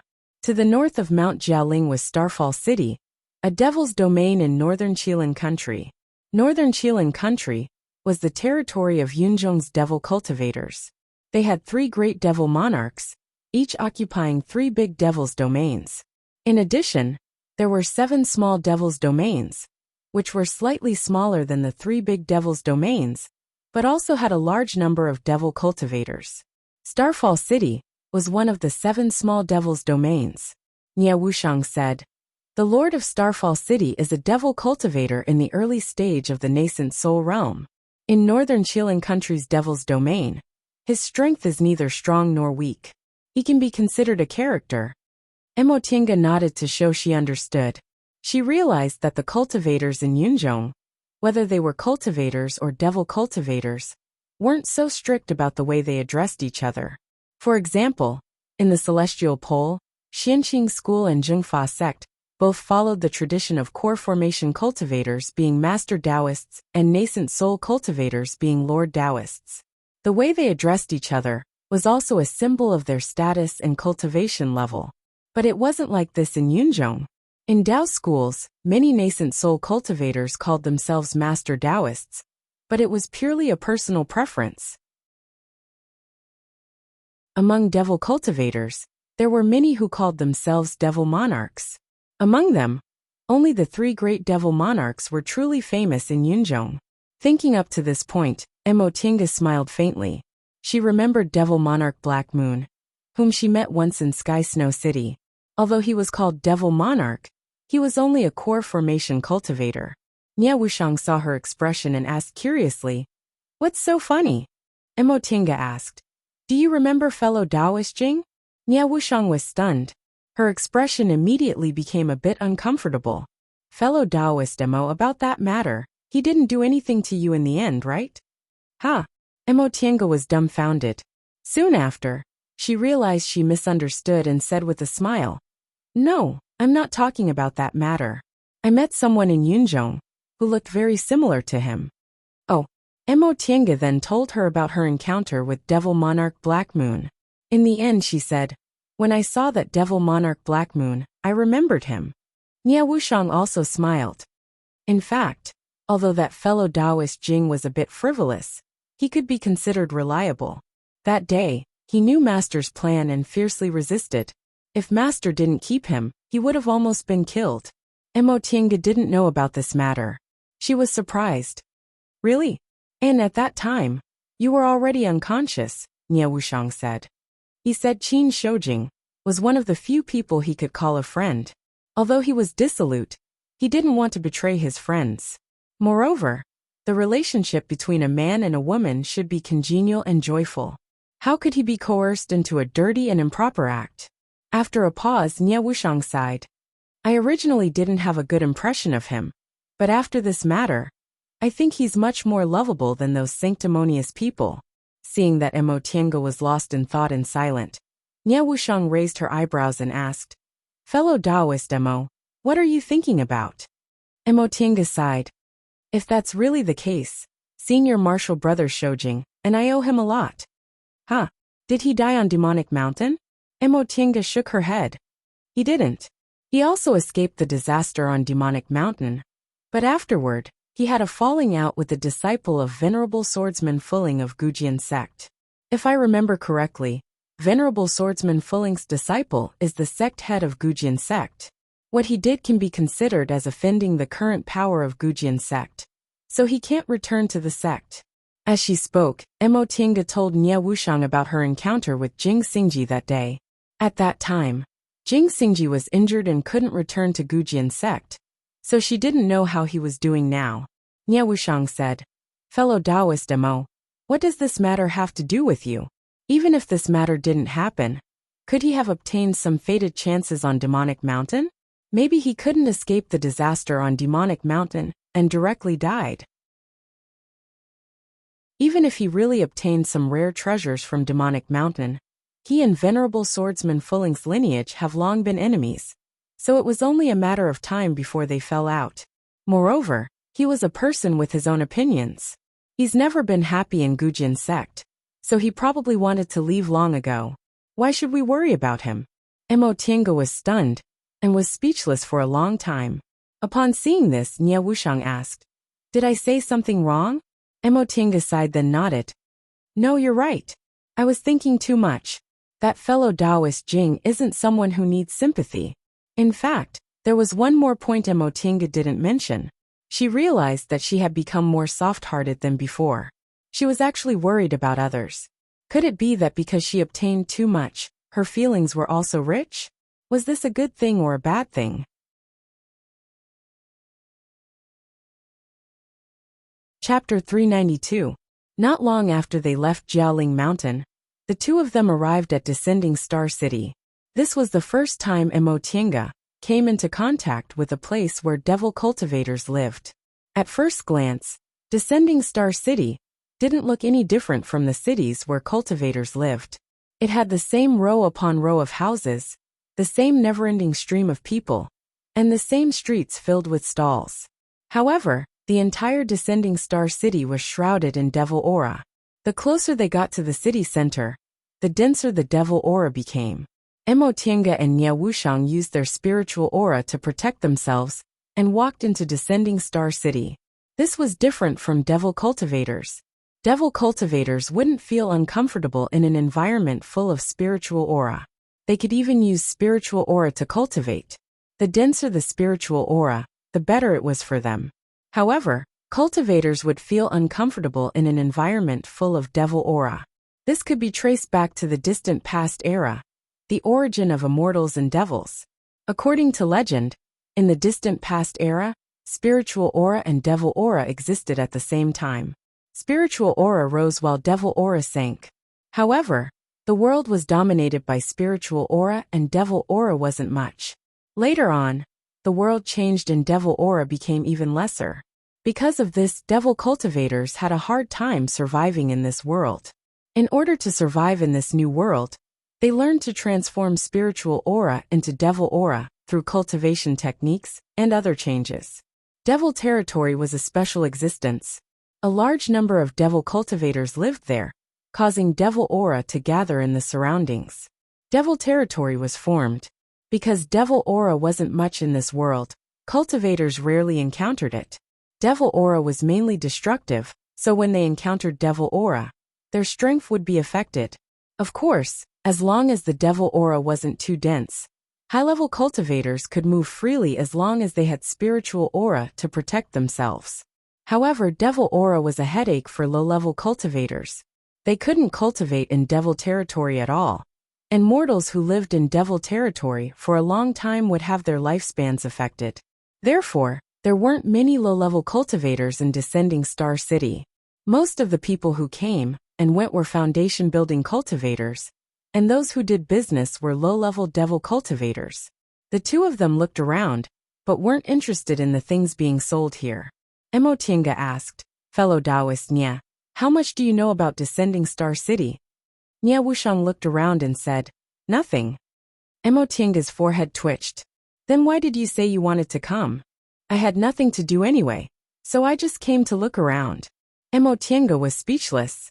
Speaking of which, it was the same for her. Ling Yunhe had said that they would meet again in 3 months, so she could only collect the remaining payment for the trip to Carefree Valley 3 months later. Since she had nothing to do during these 3 months, she wanted to find a place to pass the time. After coming out of Carefree Valley, she happened to be the closest to Descending Star City. She had never seen the demonic area before, so she wanted to come and see what was going on. Originally, he was hoping that Nie Wushang would know a bit more, but unexpectedly, she was also completely clueless. The two of them stared at each other for a while before Nie Wushang finally said tentatively, "Why don't we find a tea house first?" Mo Tiange was a bit hesitant. "Are there also tea houses in the devil domain? Why don't we just ask?" Nie Wushang then pulled a low-level devil cultivator over. "Fellow Taoist, how do I get to Starfall City's tea house?" This devil cultivator's cultivation level was only in the 5th or 6th layer of the aura refining realm. When he was pulled by Mo Tiange and realized that they were two cultivators with unfathomable cultivation levels, he was startled and stammered, "There, over there." Nie Wushang loosened her grip then shrugged at Mo Tiange. "See, there are still some." A year ago, Mo Tiange found it hard to imagine that Nie Wushang would be like this. It was even harder to imagine that the two of them would be together like this. If they were no longer enemies after their encounter on North Pole Island, then their trip to Carefree Valley, this time could be considered a little more like a friend. After walking along the street for a while, and listening to the rising and falling sounds of hawking, Mo Tiange absent-mindedly felt as if she had returned to the celestial pole. When she was at Xianqing School, Luo Fengxue would occasionally invite her to take a walk outside to relax and chat. However, ever since her cultivation level gradually increased and Luo Fengxue became increasingly busy, because she was in charge of the steward's hall on Sweet Dew Peak. These kinds of opportunities became increasingly rare. During the 2 years they lived with Qin Shi, they were busy with countless things, so they didn't have this kind of mood. At this very moment, Emotinga couldn't help but smile as she experienced this leisurely contentment. After leaving Carefree Valley, she realized that she seemed to have become soft-hearted. She used to be scared, but after thinking about it carefully, she felt this wasn't a bad thing. When she was only a foundation building, or even a small aura refining cultivator, she didn't dare to be soft-hearted, because she was still too weak. If she was soft-hearted, it would easily affect her judgment and cause her to make mistakes. The result would very likely be a tragic death. Therefore, she could only clench her teeth and walk forward vigilantly but calmly. But now it was different. Even if she was facing a nascent soul cultivator, she wasn't someone who could only wait helplessly for death. She was no longer the Emotienga, who could only survive by being cautious. In other words, she already possessed a certain amount of power, so she had the capital to be soft-hearted. Think about it. A small cultivator who carefully walked the world and struggled to cultivate, and a core formation cultivator who had a divine ability and was no longer at the mercy of others. Which one of them would be so easily soft-hearted? Perhaps most people would take it for granted that the small cultivator should be more soft-hearted. But in fact, it was usually the core formation cultivators who were more easily soft-hearted. This was because most of those soft-hearted small cultivators had already disappeared on the bumpy road to immortality. As for those core formation cultivators, they had long trained their judgment in their long cultivation lives. They only needed a split second to determine whether a matter was harmful or not. If it wasn't necessary, they could be a bit more soft-hearted because they had enough power and weren't afraid of the backlash. Therefore, from a certain point of view, this world was upside down. Only when one had power would they have the qualifications to be soft-hearted. Emotinga asked herself, could she determine whether a person or a matter would be harmful to her in a split second, and then make the most appropriate handling of it? The answer was yes. In her long cultivation life, self-protection had already become a kind of instinct. Since she could, what was wrong with her being a bit more soft-hearted? But from another perspective, this wasn't a bad thing. In the aura refining realm, cultivators had to gather spiritual aura to transform their bodies. In the foundation building realm, they learned how to use spiritual aura and truly stepped into the gate of cultivation. From the core formation realm onward, they had to come into contact with the origin of spiritual aura and explore the true meaning of immortality. In the nascent soul realm, they had to comprehend the heavenly Tao. The more they comprehended, the more powerful their divine abilities would be. Because of that, after they reached the core formation realm, they originally had to put more emotions into their understanding of life. In order to cultivate one's mental state to be stronger, one had to understand more about one's heart. Therefore, whether it was Taoist, Buddhist, or Confucian schools, they all had the saying, "The Grand Master forgets emotions." Those who had emotions were ruthless. What are you thinking about? Nie Wushang's ear-piercing voice rang in her ears. Emotinga regained her train of thought from her meditation. She frowned then said, "Your voice is really unpleasant to the ears." Her original voice was only a bit hoarse and dull, but the disguised voice this time was really too unpleasant to the ears. It was as if her throat had already become a sieve, piercing and leaking air everywhere. Nie Wushang let out a low chuckle and said, "There's no other way. If I don't do this, how can I conceal my accent?" Emotinga rolled her eyes. "You're just looking for trouble. In such a big place like Yunzhong, who knows what kind of person Nie Wushang is? It's not a big deal for you to appear with your original appearance, right?" Nie Wushang said, "I stole Tianyan's sex treasure. If I'm discovered, that's indeed a problem. But there's no need to make yourself look like this, right? Do you think it's easy to change your appearance?" Nie Wushang cast a sidelong glance at her. "Why don't you give it a try? I didn't steal other people's sex treasure, so why would I need it?" Emotinga thought for a moment then said, "But I can indeed give it a try." Nie Wushang was just about to ask further when the two of them saw the tall tea flag in Starfall City. The two of them didn't hide their cultivation levels, so they were warmly received by the teahouse waiter. Cultivation level represented strength, and strength represented wealth. If they could satisfy a high-level cultivator, even a casual tip from them would be a rare income for a low-level cultivator. The two of them didn't plan to make friends with cultivators in the same realm as them, so they left after asking the teahouse waiter some questions. The waiter said there were inns in the Devil Domain specifically for cultivators to stay in, so they only needed to pay attention to the signs outside. The two of them walked around the area, and soon found the inn the waiter mentioned. Outside the inn, there was a small flag with a white cloud painted on it. As soon as they stepped into the inn, someone immediately came to greet them. "Seniors, are you looking for a place to stay?" Emotinga raised her eyebrows. The person who received them was actually a low-level cultivator, not a devil cultivator. She glanced around. This inn was quite big, and didn't have many people. Most of the people inside were in the foundation building realm. This inn seemed to be of high standard, and mostly served high-level cultivators. Emotinga glanced at Nia Wushang. Seeing that she was satisfied, she said, "Not bad. Do you have a quiet place here?" Yes, the low-level cultivator who received them said with a smile. "Our inn specializes in receiving high-level cultivators like seniors. We can even rent an immortal's cave. May I know how long seniors want to stay? Do you want an ordinary inn room, a separate small courtyard, or an immortal's cave?" Emotinga looked at Nia Wushang. She was quite casual about this, but she didn't know whether Nia Wushang had any special requirements. Nia Wushang looked at her and said, "I want a separate small courtyard." Emotinga nodded. A small courtyard was indeed a good choice. They both liked peace and quiet. An ordinary inn room could only be used as a gathering place at most. There were too many people, so living there was definitely not suitable. Moreover, an immortal's cave was too troublesome. They might leave at any time, so a small courtyard was enough. Then let's ask for a quiet courtyard. We don't know how long we'll stay, so just pick a good one. The low-level cultivator smiled and said, "Okay, a superior courtyard. 2 spirit stones a day." 2 spirit stones? This price was a bit expensive. Emotinga raised her eyebrows. Before she could ask, the quick-witted waiter already answered with a smile.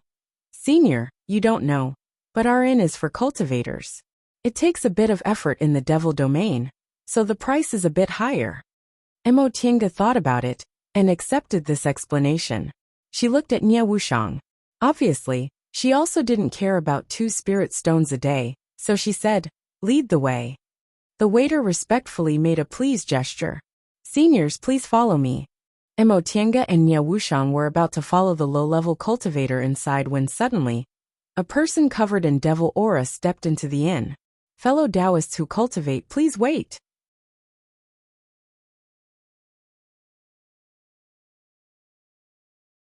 Chapter 393. Emotinga and Nia Wushang stopped in astonishment when they heard the voice, and sensed the devil aura surging from the other party. They turned around to look at the door. The person who called them was a middle-stage core formation devil cultivator in his 30s. He had black hair, a short beard, and an aquiline nose, which made him look shrewd and gloomy. "Fellow Taoist, are you calling us?" Emotinga asked when she saw this person looking at her and Nia Wushang. The person looked at the two of them carefully, then said, "Yes.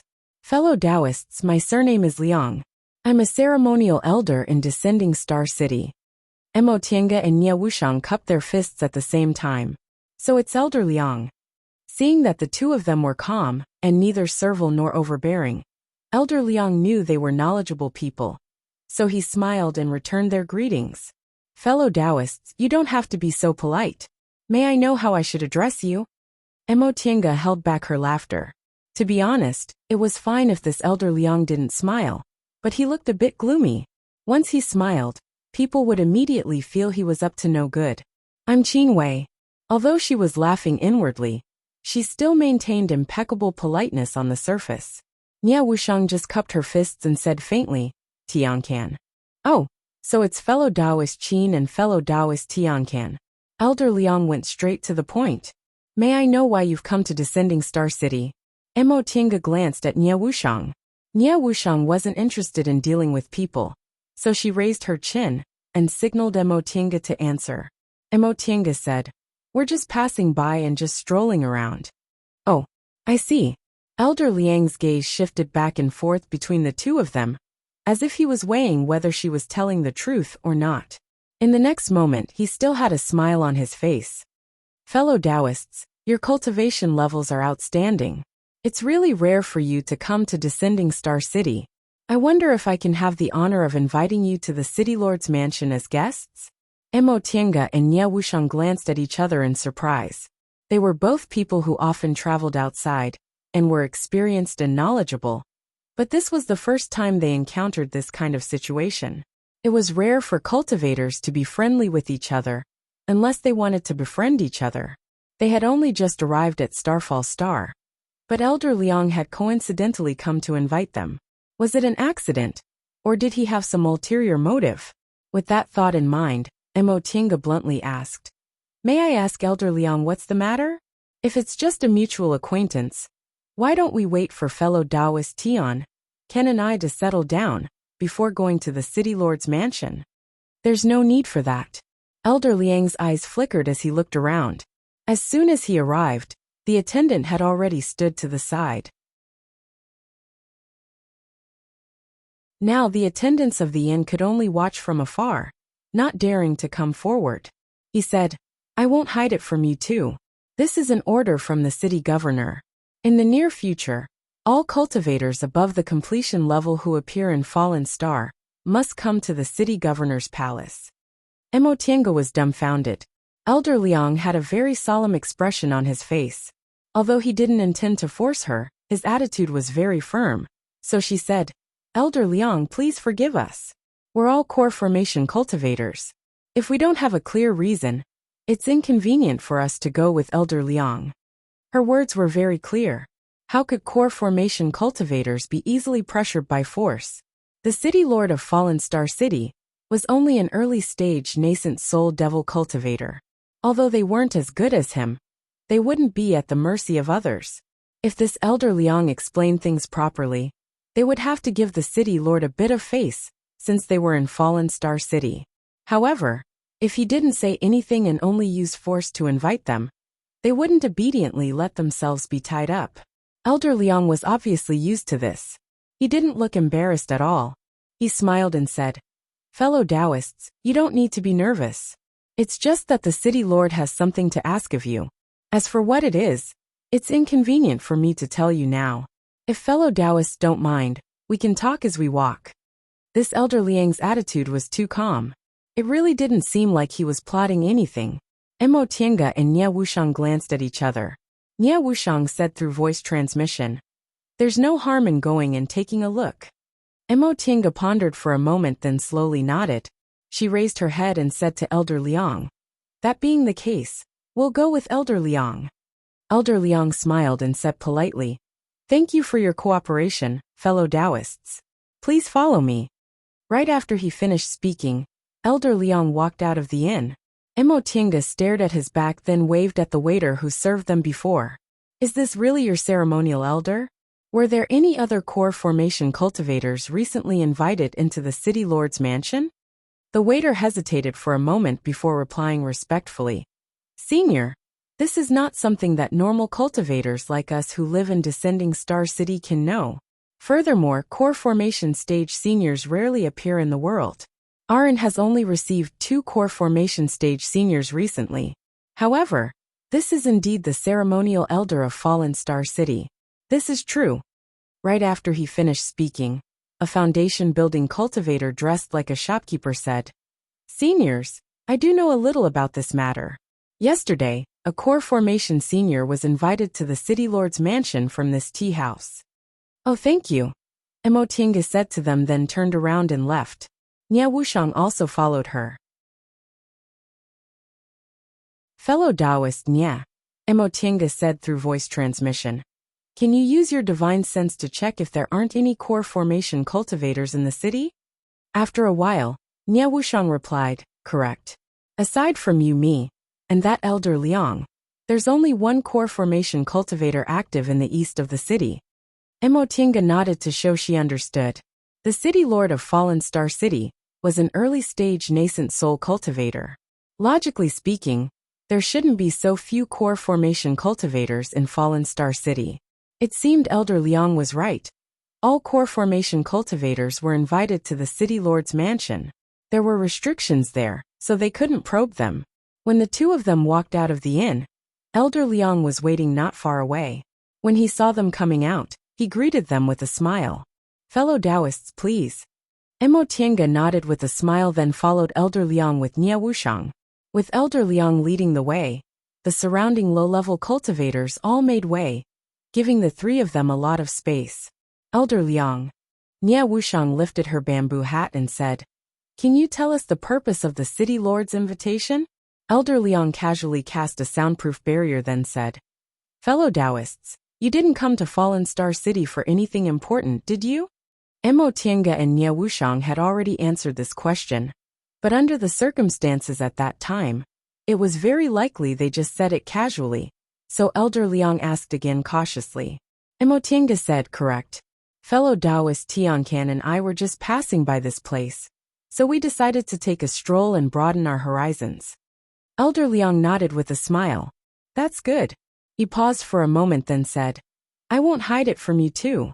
2 months ago, the city lord invited all the core formation fellow Taoists who appeared in Fallen Star City to the city lord's mansion for one thing. Oh, based on the scale of Descending Star City, 2 months should be enough for them to hire more than 10 core-bearing cultivators, right?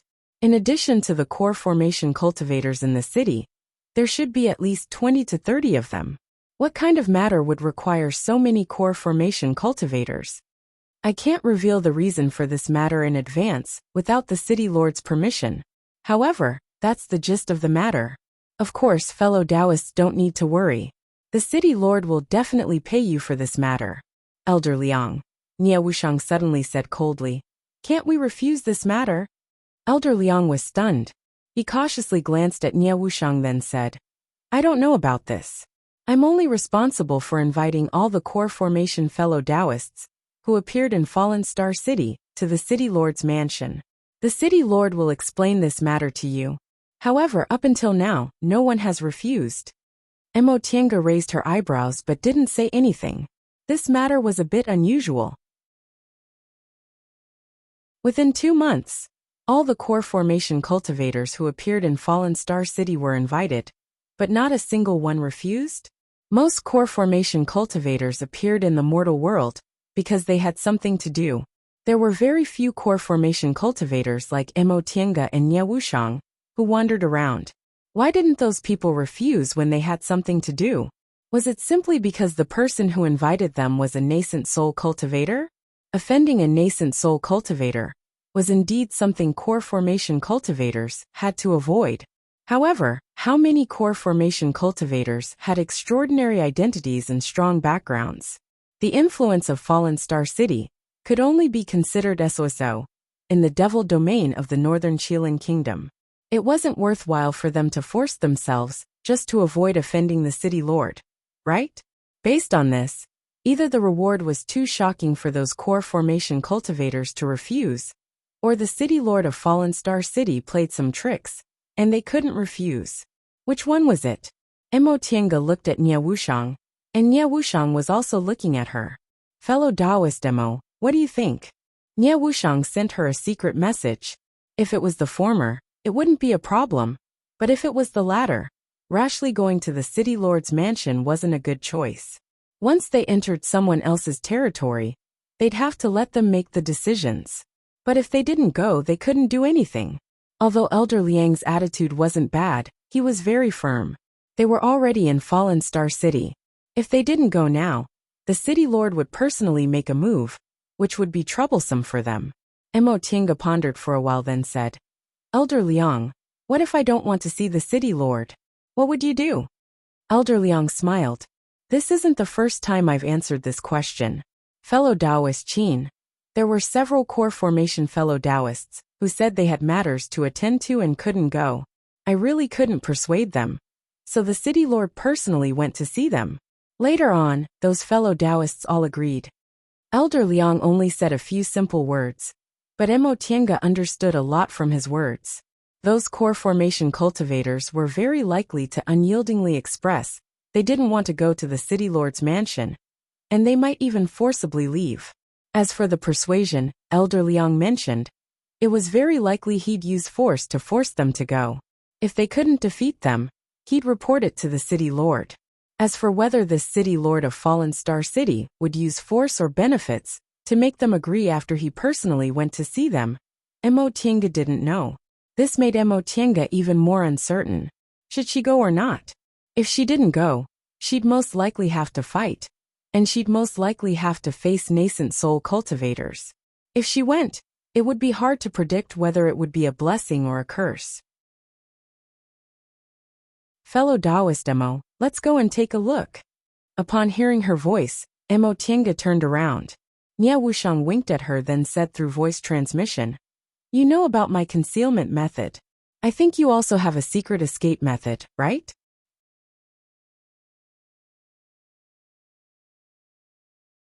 Chapter 394. In the end, Emo Tiange accepted Nie Wushang's proposal. She was right. Although she didn't know what happened, she was sure those core formation cultivators' lives were in no danger. Since their lives weren't in danger, what was there for her to be afraid of? Nie Wushang once said her concealment technique was extraordinary. Even nascent soul cultivators would have a hard time detecting her. As for herself, she had the virtual sky world. As long as she could use spiritual aura, and didn't get corroded by the dead aura, like what happened to Ren Yufeng, escaping wouldn't be a problem. Moreover, she still had Mo Yaoqing's land shrinking ruler that she hadn't used yet. With that thought in mind, the two of them calmly followed Elder Liang. Elder Liang was very happy to see them. Both of them were in the middle stage of the core formation realm. If they were really unwilling, he'd be in trouble this time. He was too incompetent as an elder to always let the Castellan take action. After walking for a while, the three of them arrived at a mansion in the city. This mansion occupied a very large area, and occupied the center of Starfall City, where the devil aura was the densest. The whole mansion was shrouded in a devil aura restriction. If they rashly probed it with their divine sense, they'd be injured by the restriction. Elder Liang. Upon seeing Elder Liang approaching with the two of them, the cultivators guarding the mansion saluted respectfully. Elder Liang nodded faintly and said, "Open the restriction." Yes. The guard respectfully used his identity tablet to open the restriction of the mansion. Mo Tiange glanced at the mansion. The guards of the mansion were led by two foundation building cultivators, and a team of 9th and 10th layer aura refining cultivators. One team guarded the gate while the other patrolled nearby. Considering the size of the mansion, two teams of guards were considered few. However, the mansion's power still came from the nascent soul Castellan, so the guards weren't very important. However, it seemed this Castellan wasn't ostentatious, and should be a practical person. Elder Liang invited the two of them into the mansion. They walked through corridors and halls, until they reached the back garden. Mo Tiange was a bit surprised. This Castellan's way of treating guests was indeed a bit casual. However, when she thought the other party was a nascent soul cultivator, she felt relieved. Their cultivation levels weren't worthy of this Castellan's courtesy. When they arrived at the back garden, Elder Liang directly led them into a small parlor and said, "Fellow Taoists, please wait here for a moment. The city lord will be here soon." Mo Tiange nodded to show she understood. Elder Liang smiled, and invited the two of them to take a seat. After sending out a message talisman, he sat beside them and chatted with them. Mo Tiange and Nie Wushang's minds weren't on this either. They casually agreed while waiting for the master of Descent Star City to arrive. After a while, a strong aura approached them from afar, heading towards the flower hall. At the same time, a voice rang in their ears. "Welcome to Descending Star City, my friends." As soon as he finished speaking, a figure quickly flashed into the small reception hall and landed on the main seat. This kind of aura was undoubtedly that of a nascent soul cultivator. The three of them stood up, and Elder Liang rushed forward to greet him. Subordinate greets the city lord. Mo Tiange and Nie Wushang also stood up to show their respect to nascent soul cultivators. When they looked up, they saw a young man dressed in luxurious clothes sitting on the main seat. This young man was very young. He looked like he was only 15 or 16 years old. He wasn't tall, and he was very skinny, unlike an adult man. Even if he was slightly shorter, his shoulders would still be broad and sturdy. This made his luxurious clothes look like a burden piled on his body, and it didn't feel like it was fitting at all. His left eye was covered with a blindfold, and he had only one eye. Mo Tiange and Nie Wushang were both experienced and knowledgeable people. In an instant, they finished examining the city lord of Descending Star City, but their faces didn't show any signs of surprise. Although this city lord looked young, his voice carried a sense of seniority. Furthermore, there were traces of time on his eyebrows and hands. His actual age was definitely not young anymore. "Greetings, city lord." Mo Tiange slightly lowered her eyebrows and cupped her hands to greet him. Then she immediately asked, "Why did you order Elder Liang to invite us to the city lord's mansion?"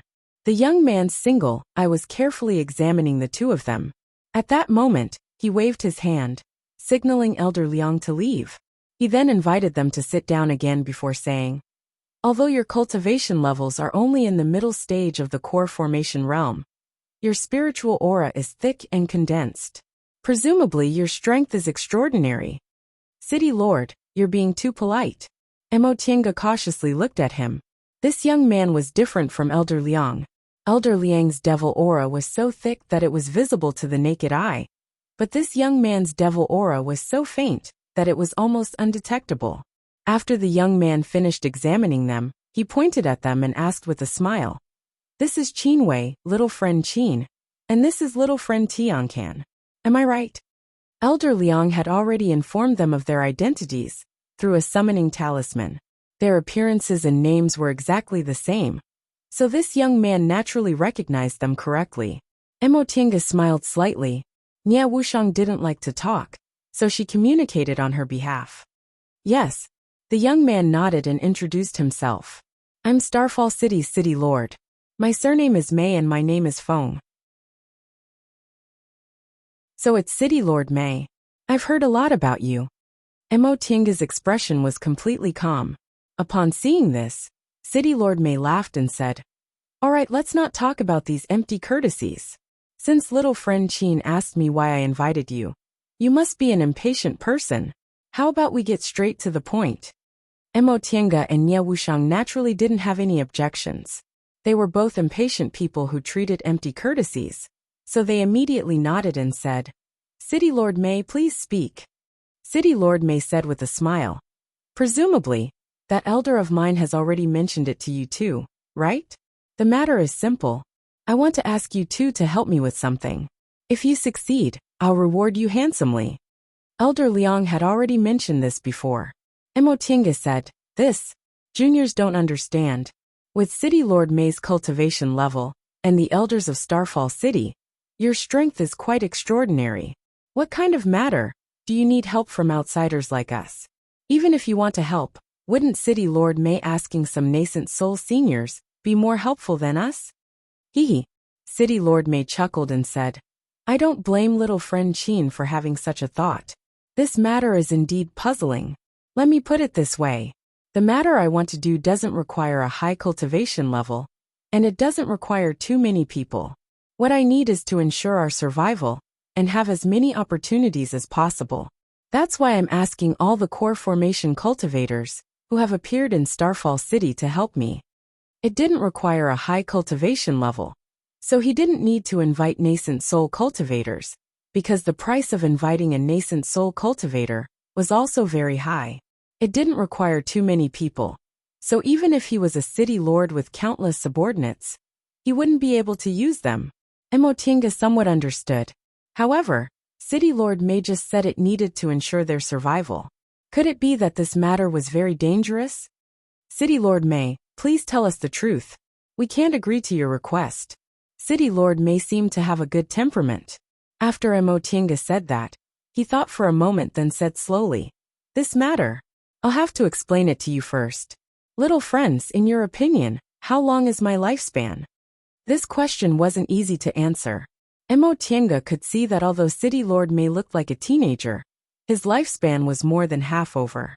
However, some cultivators didn't like it when others called them old, especially when they looked young. Emotienga didn't know whether City Lord May had this taboo or not. City Lord May seemed to see their dilemma and said kindly, "Little friends, please speak frankly. There's no need to worry." Emotienga smiled and said, "That being the case, City Lord May, please forgive me for speaking bluntly. The City Lord should be between 500 to 800 years old, right?" Nie Wushang also nodded in agreement. City Lord May smiled and nodded. "Correct. Little friends, you have good eyes. I formed my nascent soul when I was 500 years old. It's already been 300 years since then, so I'm 800 years old. The reason why I've maintained my youthful appearance is because I mistakenly ate a longevity fruit when I was young, causing my appearance to remain at the age of 15 for hundreds of years." Longevity fruit. Emotienga was a bit surprised. The longevity fruit was one of the main ingredients for longevity pills. If eaten alone, it could also increase one's lifespan, but it would trigger other effects. It seemed City Lord May was young and ignorant that caused her to suffer. City Lord May heaved a long sigh and said, "I've lived for 800 years.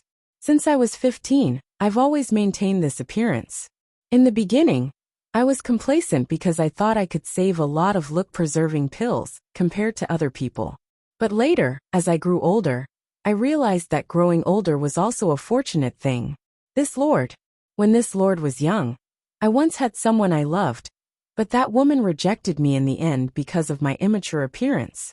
Emotienga saw that City Lord May's face was full of disappointment and frustration. Presumably, he was very fond of that woman in the past. 15 years old was indeed an awkward age. At this age, a man would start to understand the affairs of the heart, but he still hadn't fully grown up and couldn't be considered a man. No woman in this world would wish for their lover to remain at the age of 15 forever. At this age, he still didn't have broad shoulders. Moreover, even if she maintained her youthful appearance, being with him would be like being with her younger brother. After sighing for a while, City Lord May continued, "This matter is one of the greatest regrets of my life. Although my beloved has already turned into dust, I still can't let go of it. In the past 800 years, I've tried my best to restore my appearance, but unfortunately, I've never succeeded. In ancient records, there was a kind of spiritual fruit called the heavenly god fruit. This fruit wasn't too miraculous in terms of cultivation, but it could remove the poison caused by eating spiritual plants. I've been searching for it for several hundred years, but I've never seen it. It's as if this fruit has disappeared for a very long time, and no longer exists in this world. However, a few days ago, I made a discovery." At this point, City Lord May's eyes shone with hope. "A few days ago, I discovered a secret place on Mount Starfall. I don't know its origin, but it might be an ancient ruin. Once you enter the ruins, you'll be given a test. If you pass the test, you'll be rewarded with a heavenly god fruit." Emotienga and Nie Wushang were stunned. If what City Lord May said was true, it was no wonder that so many core formation cultivators hadn't left. This kind of secret place was hard to find. If City Lord May gave them the opportunity to enter, even if they couldn't obtain the heavenly god fruit, they would still have a chance to obtain other treasures. This was a rare opportunity.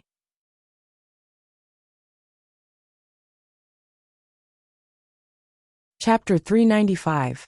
In front of a nascent soul cultivator, it wasn't convenient for the two of them to use voice transmissions. However, this was a serious matter, so they couldn't make a decision in a short time.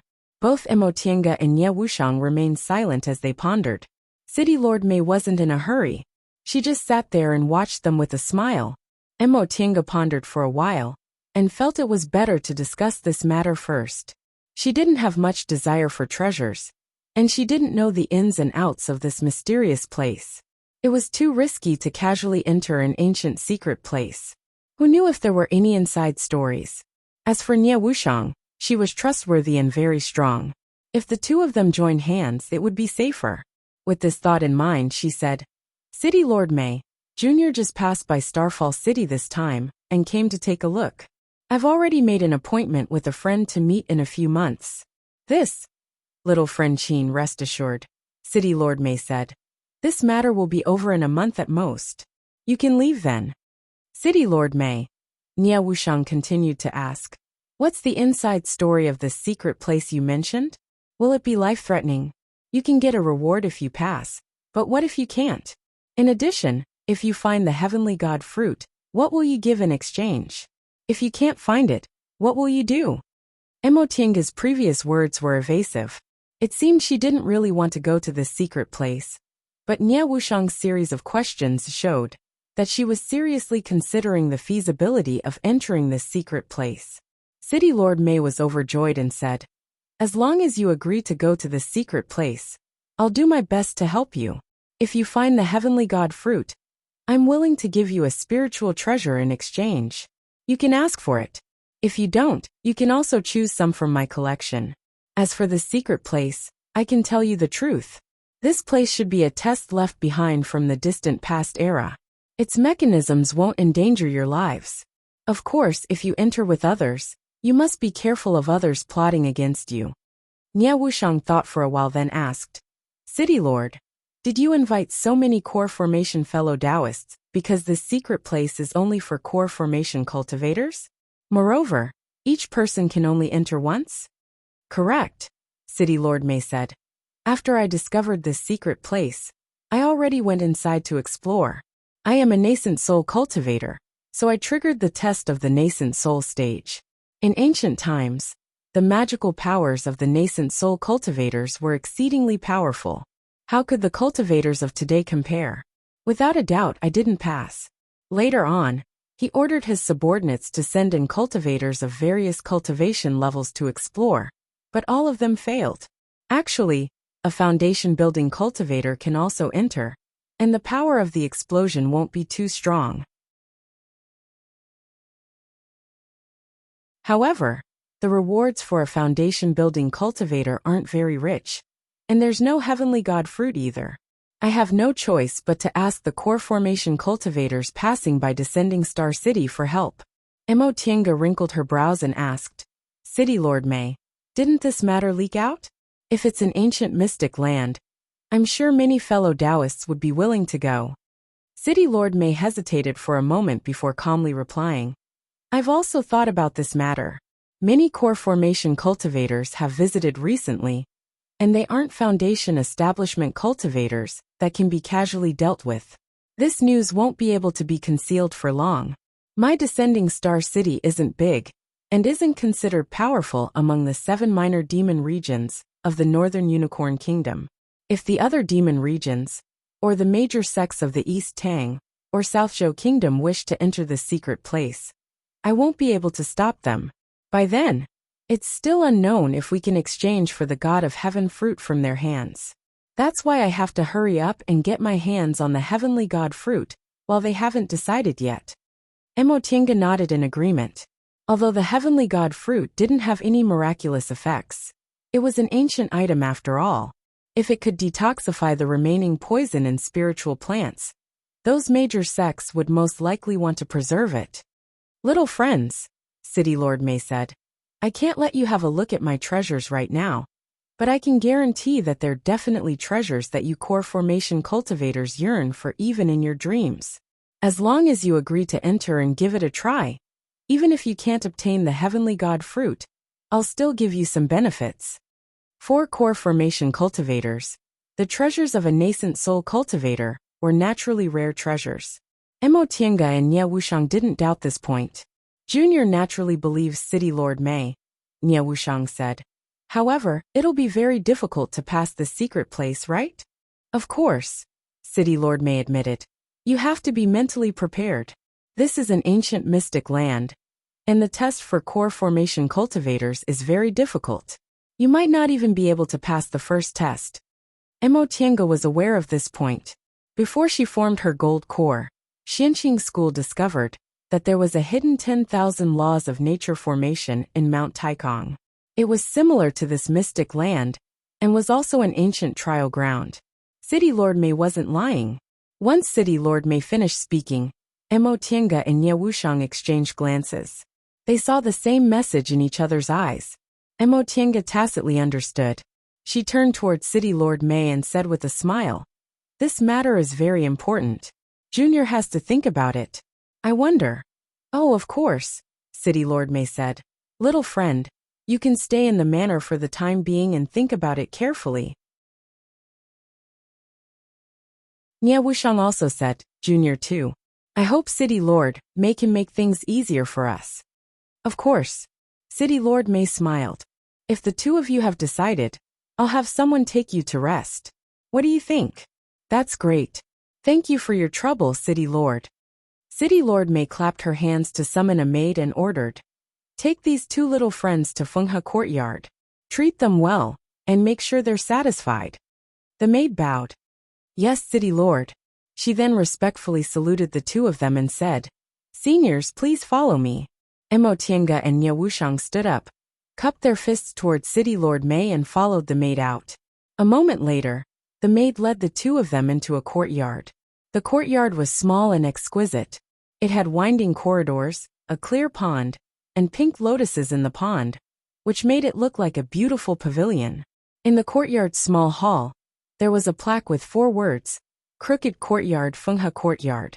Emotienga thought to herself. She really couldn't tell that this City Lord May was actually an elegant person. Moreover, there were restrictions laid in the courtyard, which blocked the devil aura, making the small courtyard look exceptionally elegant. After leading the two of them into the courtyard, the maid said, "This is Fenghe Courtyard. Both of you are seniors cultivating, so it's very suitable for you to stay here. This is the east wing, and this is the west wing. Seniors can choose whichever one you want to stay in. I'll send someone to serve you later." While Emotienga was still looking around, Nie Wushang said, "There's no need to serve us. We like peace and quiet the most. If there's anything, just call us. If there's nothing, there's no need to disturb us." Yes, this request was very normal for cultivators, so the maid bent her knees and respectfully retreated. Once the maid left the courtyard, the two of them immediately took action. They checked the surroundings to see if there were any prying restrictions. Once they confirmed there were none, Emotienga made a slight move, laying a restriction that could block divine sense. Then she and Nie Wushang sat by the pond. "Fellow Taoist Nie, what do you think?" Emotienga asked first. She could tell Nie Wushang was inclined to go to the secret place, but she didn't know what she was planning. "I think we can give it a try," Nie Wushang said as expected. She took off her bamboo hat and pulled down her scarf to get some fresh air. Then, she suddenly asked an unrelated question. "Do you think City Lord May saw through my disguise?" Emotienga was stunned. "I don't know. He's a nascent soul cultivator, so it's not strange for him to see through you. Besides, since he didn't say anything, it means he doesn't care. What does it matter if you're pretending or not?" "You're right." Nie Wushang sighed and said, "I'm most afraid of meeting high-level cultivators." Nie Wushang said without hesitation, "If you want more, you have to pay more. This is a very fair thing." Emotienga also understood this. However, judging from Nie Wushang's tone, she seemed to have made up her mind to walk on the path to becoming an immortal. This was actually a good thing. In the future, she would have someone to talk to about this matter with. When she was in the Celestial Pole, among the people who had a good relationship with her, Luo Fengxue regained her power. Yi Jingwen liked to fight, and although Qin Shi had a firm Dao heart like her, his realm was higher than hers, so it was usually Qin Shi who gave her pointers instead of discussing things with her. In fact, the so-called Dao heart will become natural once it's cultivated to a certain realm. From this aspect, it's not necessarily painful because at that time, it'll already become a person's heart. "Just like you now?" Nie Wushang asked. "I've always felt that you don't seem to have the common greed of cultivators. Is it because you're restricted too much that this kind of desire will naturally disappear? About that."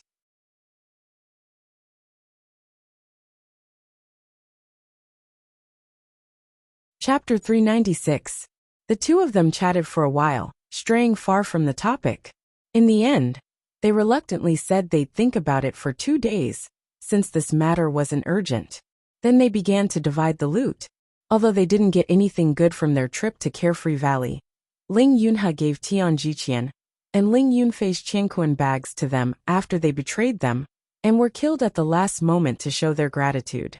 Both of them were disciples of big sects and were quite rich, so Mo Tiange and Nie Wushang benefited a lot. The two of them discussed and decided to divide spirit stones, spiritual pills, and some magic weapons and ancient books they needed. Mo Tiange naturally chose Tian Jiqian. Not to mention his character, his attainments and formations were indeed extraordinary. If it weren't for the fact that he had no expertise other than formations, he would be a very difficult opponent. Unfortunately, perhaps because he was used to standing behind Ling Yunhe, he didn't have any means to fight. After dividing the loot, the two of them went to study cultivation techniques and meditate. 2 days later, when they had just regained their spirits, someone asked to see them outside the courtyard. They thought it was City Lord Mei, but when they asked, it was another cultivator invited by City Lord Mei.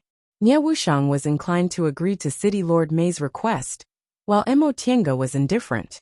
However, both of them thought it was better not to jump to conclusions. After all, they only heard about this matter from City Lord Mei and knew very little about it. Now that another cultivator came to their door, it was good. Fellow Taoists, nice to meet you. Mo Tiange blinked and said in surprise, Fellow Taoist Yong, fellow Taoist Chiao, it's you? These two people were Yong Ruyu and Chiao Qingrua, whom she met once in Sky Snow City. Yong Ruyu and Chiao Qingrua finally recognized her and looked surprised. You're fellow Taoist Qin? Mo Tiange nodded at them and said with a smile, I didn't expect we'd meet again in Starfall City, so soon after we parted in Sky Snow City. Fellow Taoists and I are really fated. Exactly. Chiao Qingrua answered first and looked at Nie Wushang curiously. Fellow Taoist Qin, this is my friend. His nickname is Tiancan. Mo Tiange introduced. With a flat attitude, Nie Wushang nodded at them and said, Nice to meet you. So it's Taoist Tiancan. Upon hearing Mo Tiange's introduction, Chiao Qingrua looked a bit disappointed, but he concealed it very well and immediately greeted her enthusiastically. Yong Ryu's attitude, on the other hand, was much more normal. She smiled and nodded at Nie Wushang in greeting. She was neither rude nor overly enthusiastic. Mo Tiange felt both helpless and amused. This Chiao Qingrua still hadn't changed a bit. He still guarded against other women, as if they were thieves. Fortunately, Nie Wushang was now dressed as a man.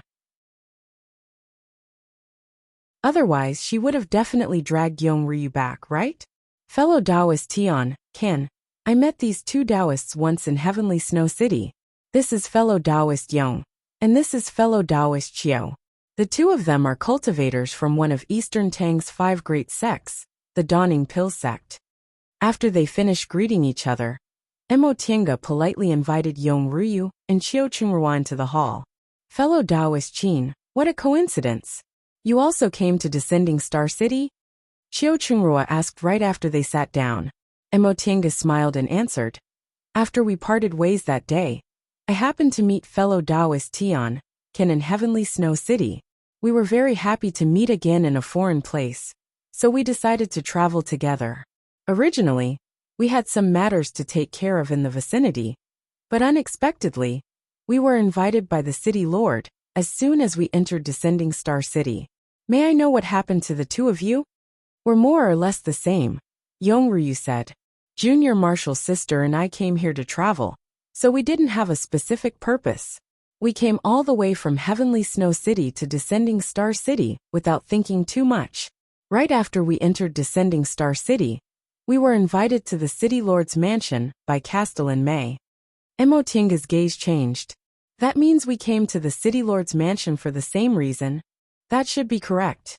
Once she finished speaking, the four of them exchanged glances with each other. Soon after, Mo Tiange smiled and said, Fellow Taoists, after we parted ways in Sky Snow City, we met again in Starfall City. Moreover, we're also gathered together because of one matter. It can be considered fate. Moreover, we're both Tao cultivators, so we're a bit closer than other people. There are some things I have to say frankly. She paused for a moment. Seeing that Yong Ryu and Chiao Qingrua were smiling and didn't seem to have any objections, she directly asked, Fellow Taoists, what do you think about Castellan May's invitation? Have you agreed? Once Mo Tinga finished speaking, Xiao Chunghua immediately turned to look at Yong Ruyu. Although she controlled everything, she always put Yong Ruyu first when it came to official matters. Yong Ruyu pondered for a while, then looked at Mo Tinga and Nie Wushang. She said, Fellow Taoist Qin is so frank, so I can't hide it from you. Yes, Junior Marshal's sister, and I have already agreed to Castellan May's request. Nie Wushang frowned and said, Fellow Taoists, aren't you afraid there's more to this? Upon hearing this question, Xiao Chunghua covered her mouth and smiled. Fellow Taoist Tian, can you and fellow Taoist Qin really have a telepathic connection? Your cautiousness is really similar. The ridicule in his words was very obvious. Mo Tinga felt helpless and said sternly, Fellow Taoist Xiao, in fact, I already have a Tao companion. Although you were just joking, please don't say such things in the future. Xiao Chunghua was a bit surprised, but soon after, her expression turned serious, and she solemnly saluted. I'm sorry, I offended you before. I hope fellow Taoist Qin won't take it to heart. Mo Tinga smiled and waved her hand, indicating she didn't mind. It was better to say things like this, so this woman wouldn't always treat her as an imaginary enemy, and try every possible way to remind her senior martial brother if he said one or two more words to him. Usually, it was fine, but when they were talking about official matters, this kind of behavior was really an eyesore. Fellow Taoists, aren't you afraid there's more to what Castellan May said? Nie Wushang asked again. Yong Ruyu smiled and said, Fellow Taoist Tian Can, no matter what, Junior Marshal's sister and I are disciples of a big cultivation group. Moreover, we're both core formation cultivators. We're not foundation building disciples whose cultivation groups won't care about us even if they disappear. Although Castellan May is the lord of a city, he can't afford to offend my Dansha sect. That being the case, what's there to be afraid of? Mo Tinga wasn't surprised by this answer. In the past few days, she'd discovered that Yunzhong cultivators were a lot bolder. As for the reason, it might be because cultivators from different paths lived together and lived in harmony for tens of thousands of years. After Yong Ruyu finished speaking, she looked at Mo Tinga and Nie Wushang's expressions, then continued to say, Fellow Taoists, you still haven't made up your mind? In fact, as long as what Castellan May said is true, it'll be beneficial to us. Let's not talk about what we can obtain, but ancient secret places are really hard to find nowadays. If we can go in and take a test, it'll also be very beneficial to our strength. Maybe we'll learn some ancient divine abilities and have a sudden epiphany. At that time, our cultivation levels will advance by leaps and bounds. That'll be a very good thing. Mo Tinga and Nie Wushang were both stunned. Yes, what Yong Ruyu said was absolutely correct. This was the biggest benefit. They really didn't expect that Yunzhong cultivators would actually have this kind of broad-mindedness. They could see the essence at a glance. The significance of this kind of ancient secret place wasn't to obtain any visible benefits, but rather to experience ancient divine abilities and comprehend the mysteries of heaven and earth. What's wrong? Fellow Taoists, don't you think so? Yong Ruyu asked again, since the two of them didn't speak. Mo Tinga heaved a long sigh, then looked at Yong Ruyu and said sternly, No. What fellow Taoist Yong said is very reasonable. For cultivators like us, this is indeed the biggest benefit. Yong Ruyu's expression relaxed and she said with a smile, That being the case, why are you still hesitating? Mo Tinga didn't answer immediately. She looked at Yong Ruyu, then at Xiao Chunghua, then asked, Why do you want me and fellow Taoist Tianqian to agree so much? Does this matter have something to do with you too? Xiao Chunghua smiled and said, Fellow Taoist Qin, don't misunderstand. It's just that Starfall City is a devil's domain, and most of the people who come here are devil cultivators. There aren't many Tao cultivators. Fellow Taoists must have heard that this secret place is a place for training. It won't endanger your life, but if someone tries to kill you from behind, you have to be on guard. I see. Mo Tinga nodded. So you want us to be your companions? Yong Ruyu nodded with a smile. Yes, Junior Marshal's sister and I originally came here with this idea, But after meeting you two, we felt we didn't need to think too much about it. Although we've only met fellow Taoist Qin once, fellow Taoist Qin is much more trustworthy than others. I have to thank you for your trust, Mo Tiange said with a smile. But fellow Taoist Tianqian and I don't know much about this matter, so we can't answer you for now. That's easy. Qiu Chunghua was very enthusiastic. Senior Marshal brother, and I have been here for several days, so we've more or less understood this matter. We can tell you too in detail. Is that so? This was good news, Mo Tiange said. Then I'll have to trouble you, fellow Taoist Qiu. Yong Ryu and Qiu Chunghua then told them one by one. As it turned out, this kind of secret place wasn't very secretive in Yunzhong. Although there weren't many of them, most cultivation groups knew about one or two, and some of them were in their hands to train their disciples. Because of that, the core formation cultivators invited by City Lord Mei didn't suspect anything and stayed. They all knew this kind of secret place was hard to find. In a few days, it would be known by all cultivation groups. At that time, they would have to spend a lot of effort to enter the secret place. It would be better for them to help City Lord Mei's group this time. The sooner they entered the secret place, the more benefits they could obtain. As for that secret place, they also asked the core formation cultivators in Descending Star City to learn more about it. Although it was difficult to pass, the mysteries of the divine abilities inside were obvious. There were even some secret techniques of the devil path inside. For devil cultivators, this was very attractive, because in the Middle Ages, there were many cultivators and very few devil cultivators. So when an ancient secret place was discovered, it was usually cultivators who benefited the most. However, this ancient secret place actually had secret techniques of the devil path. This was really too rare.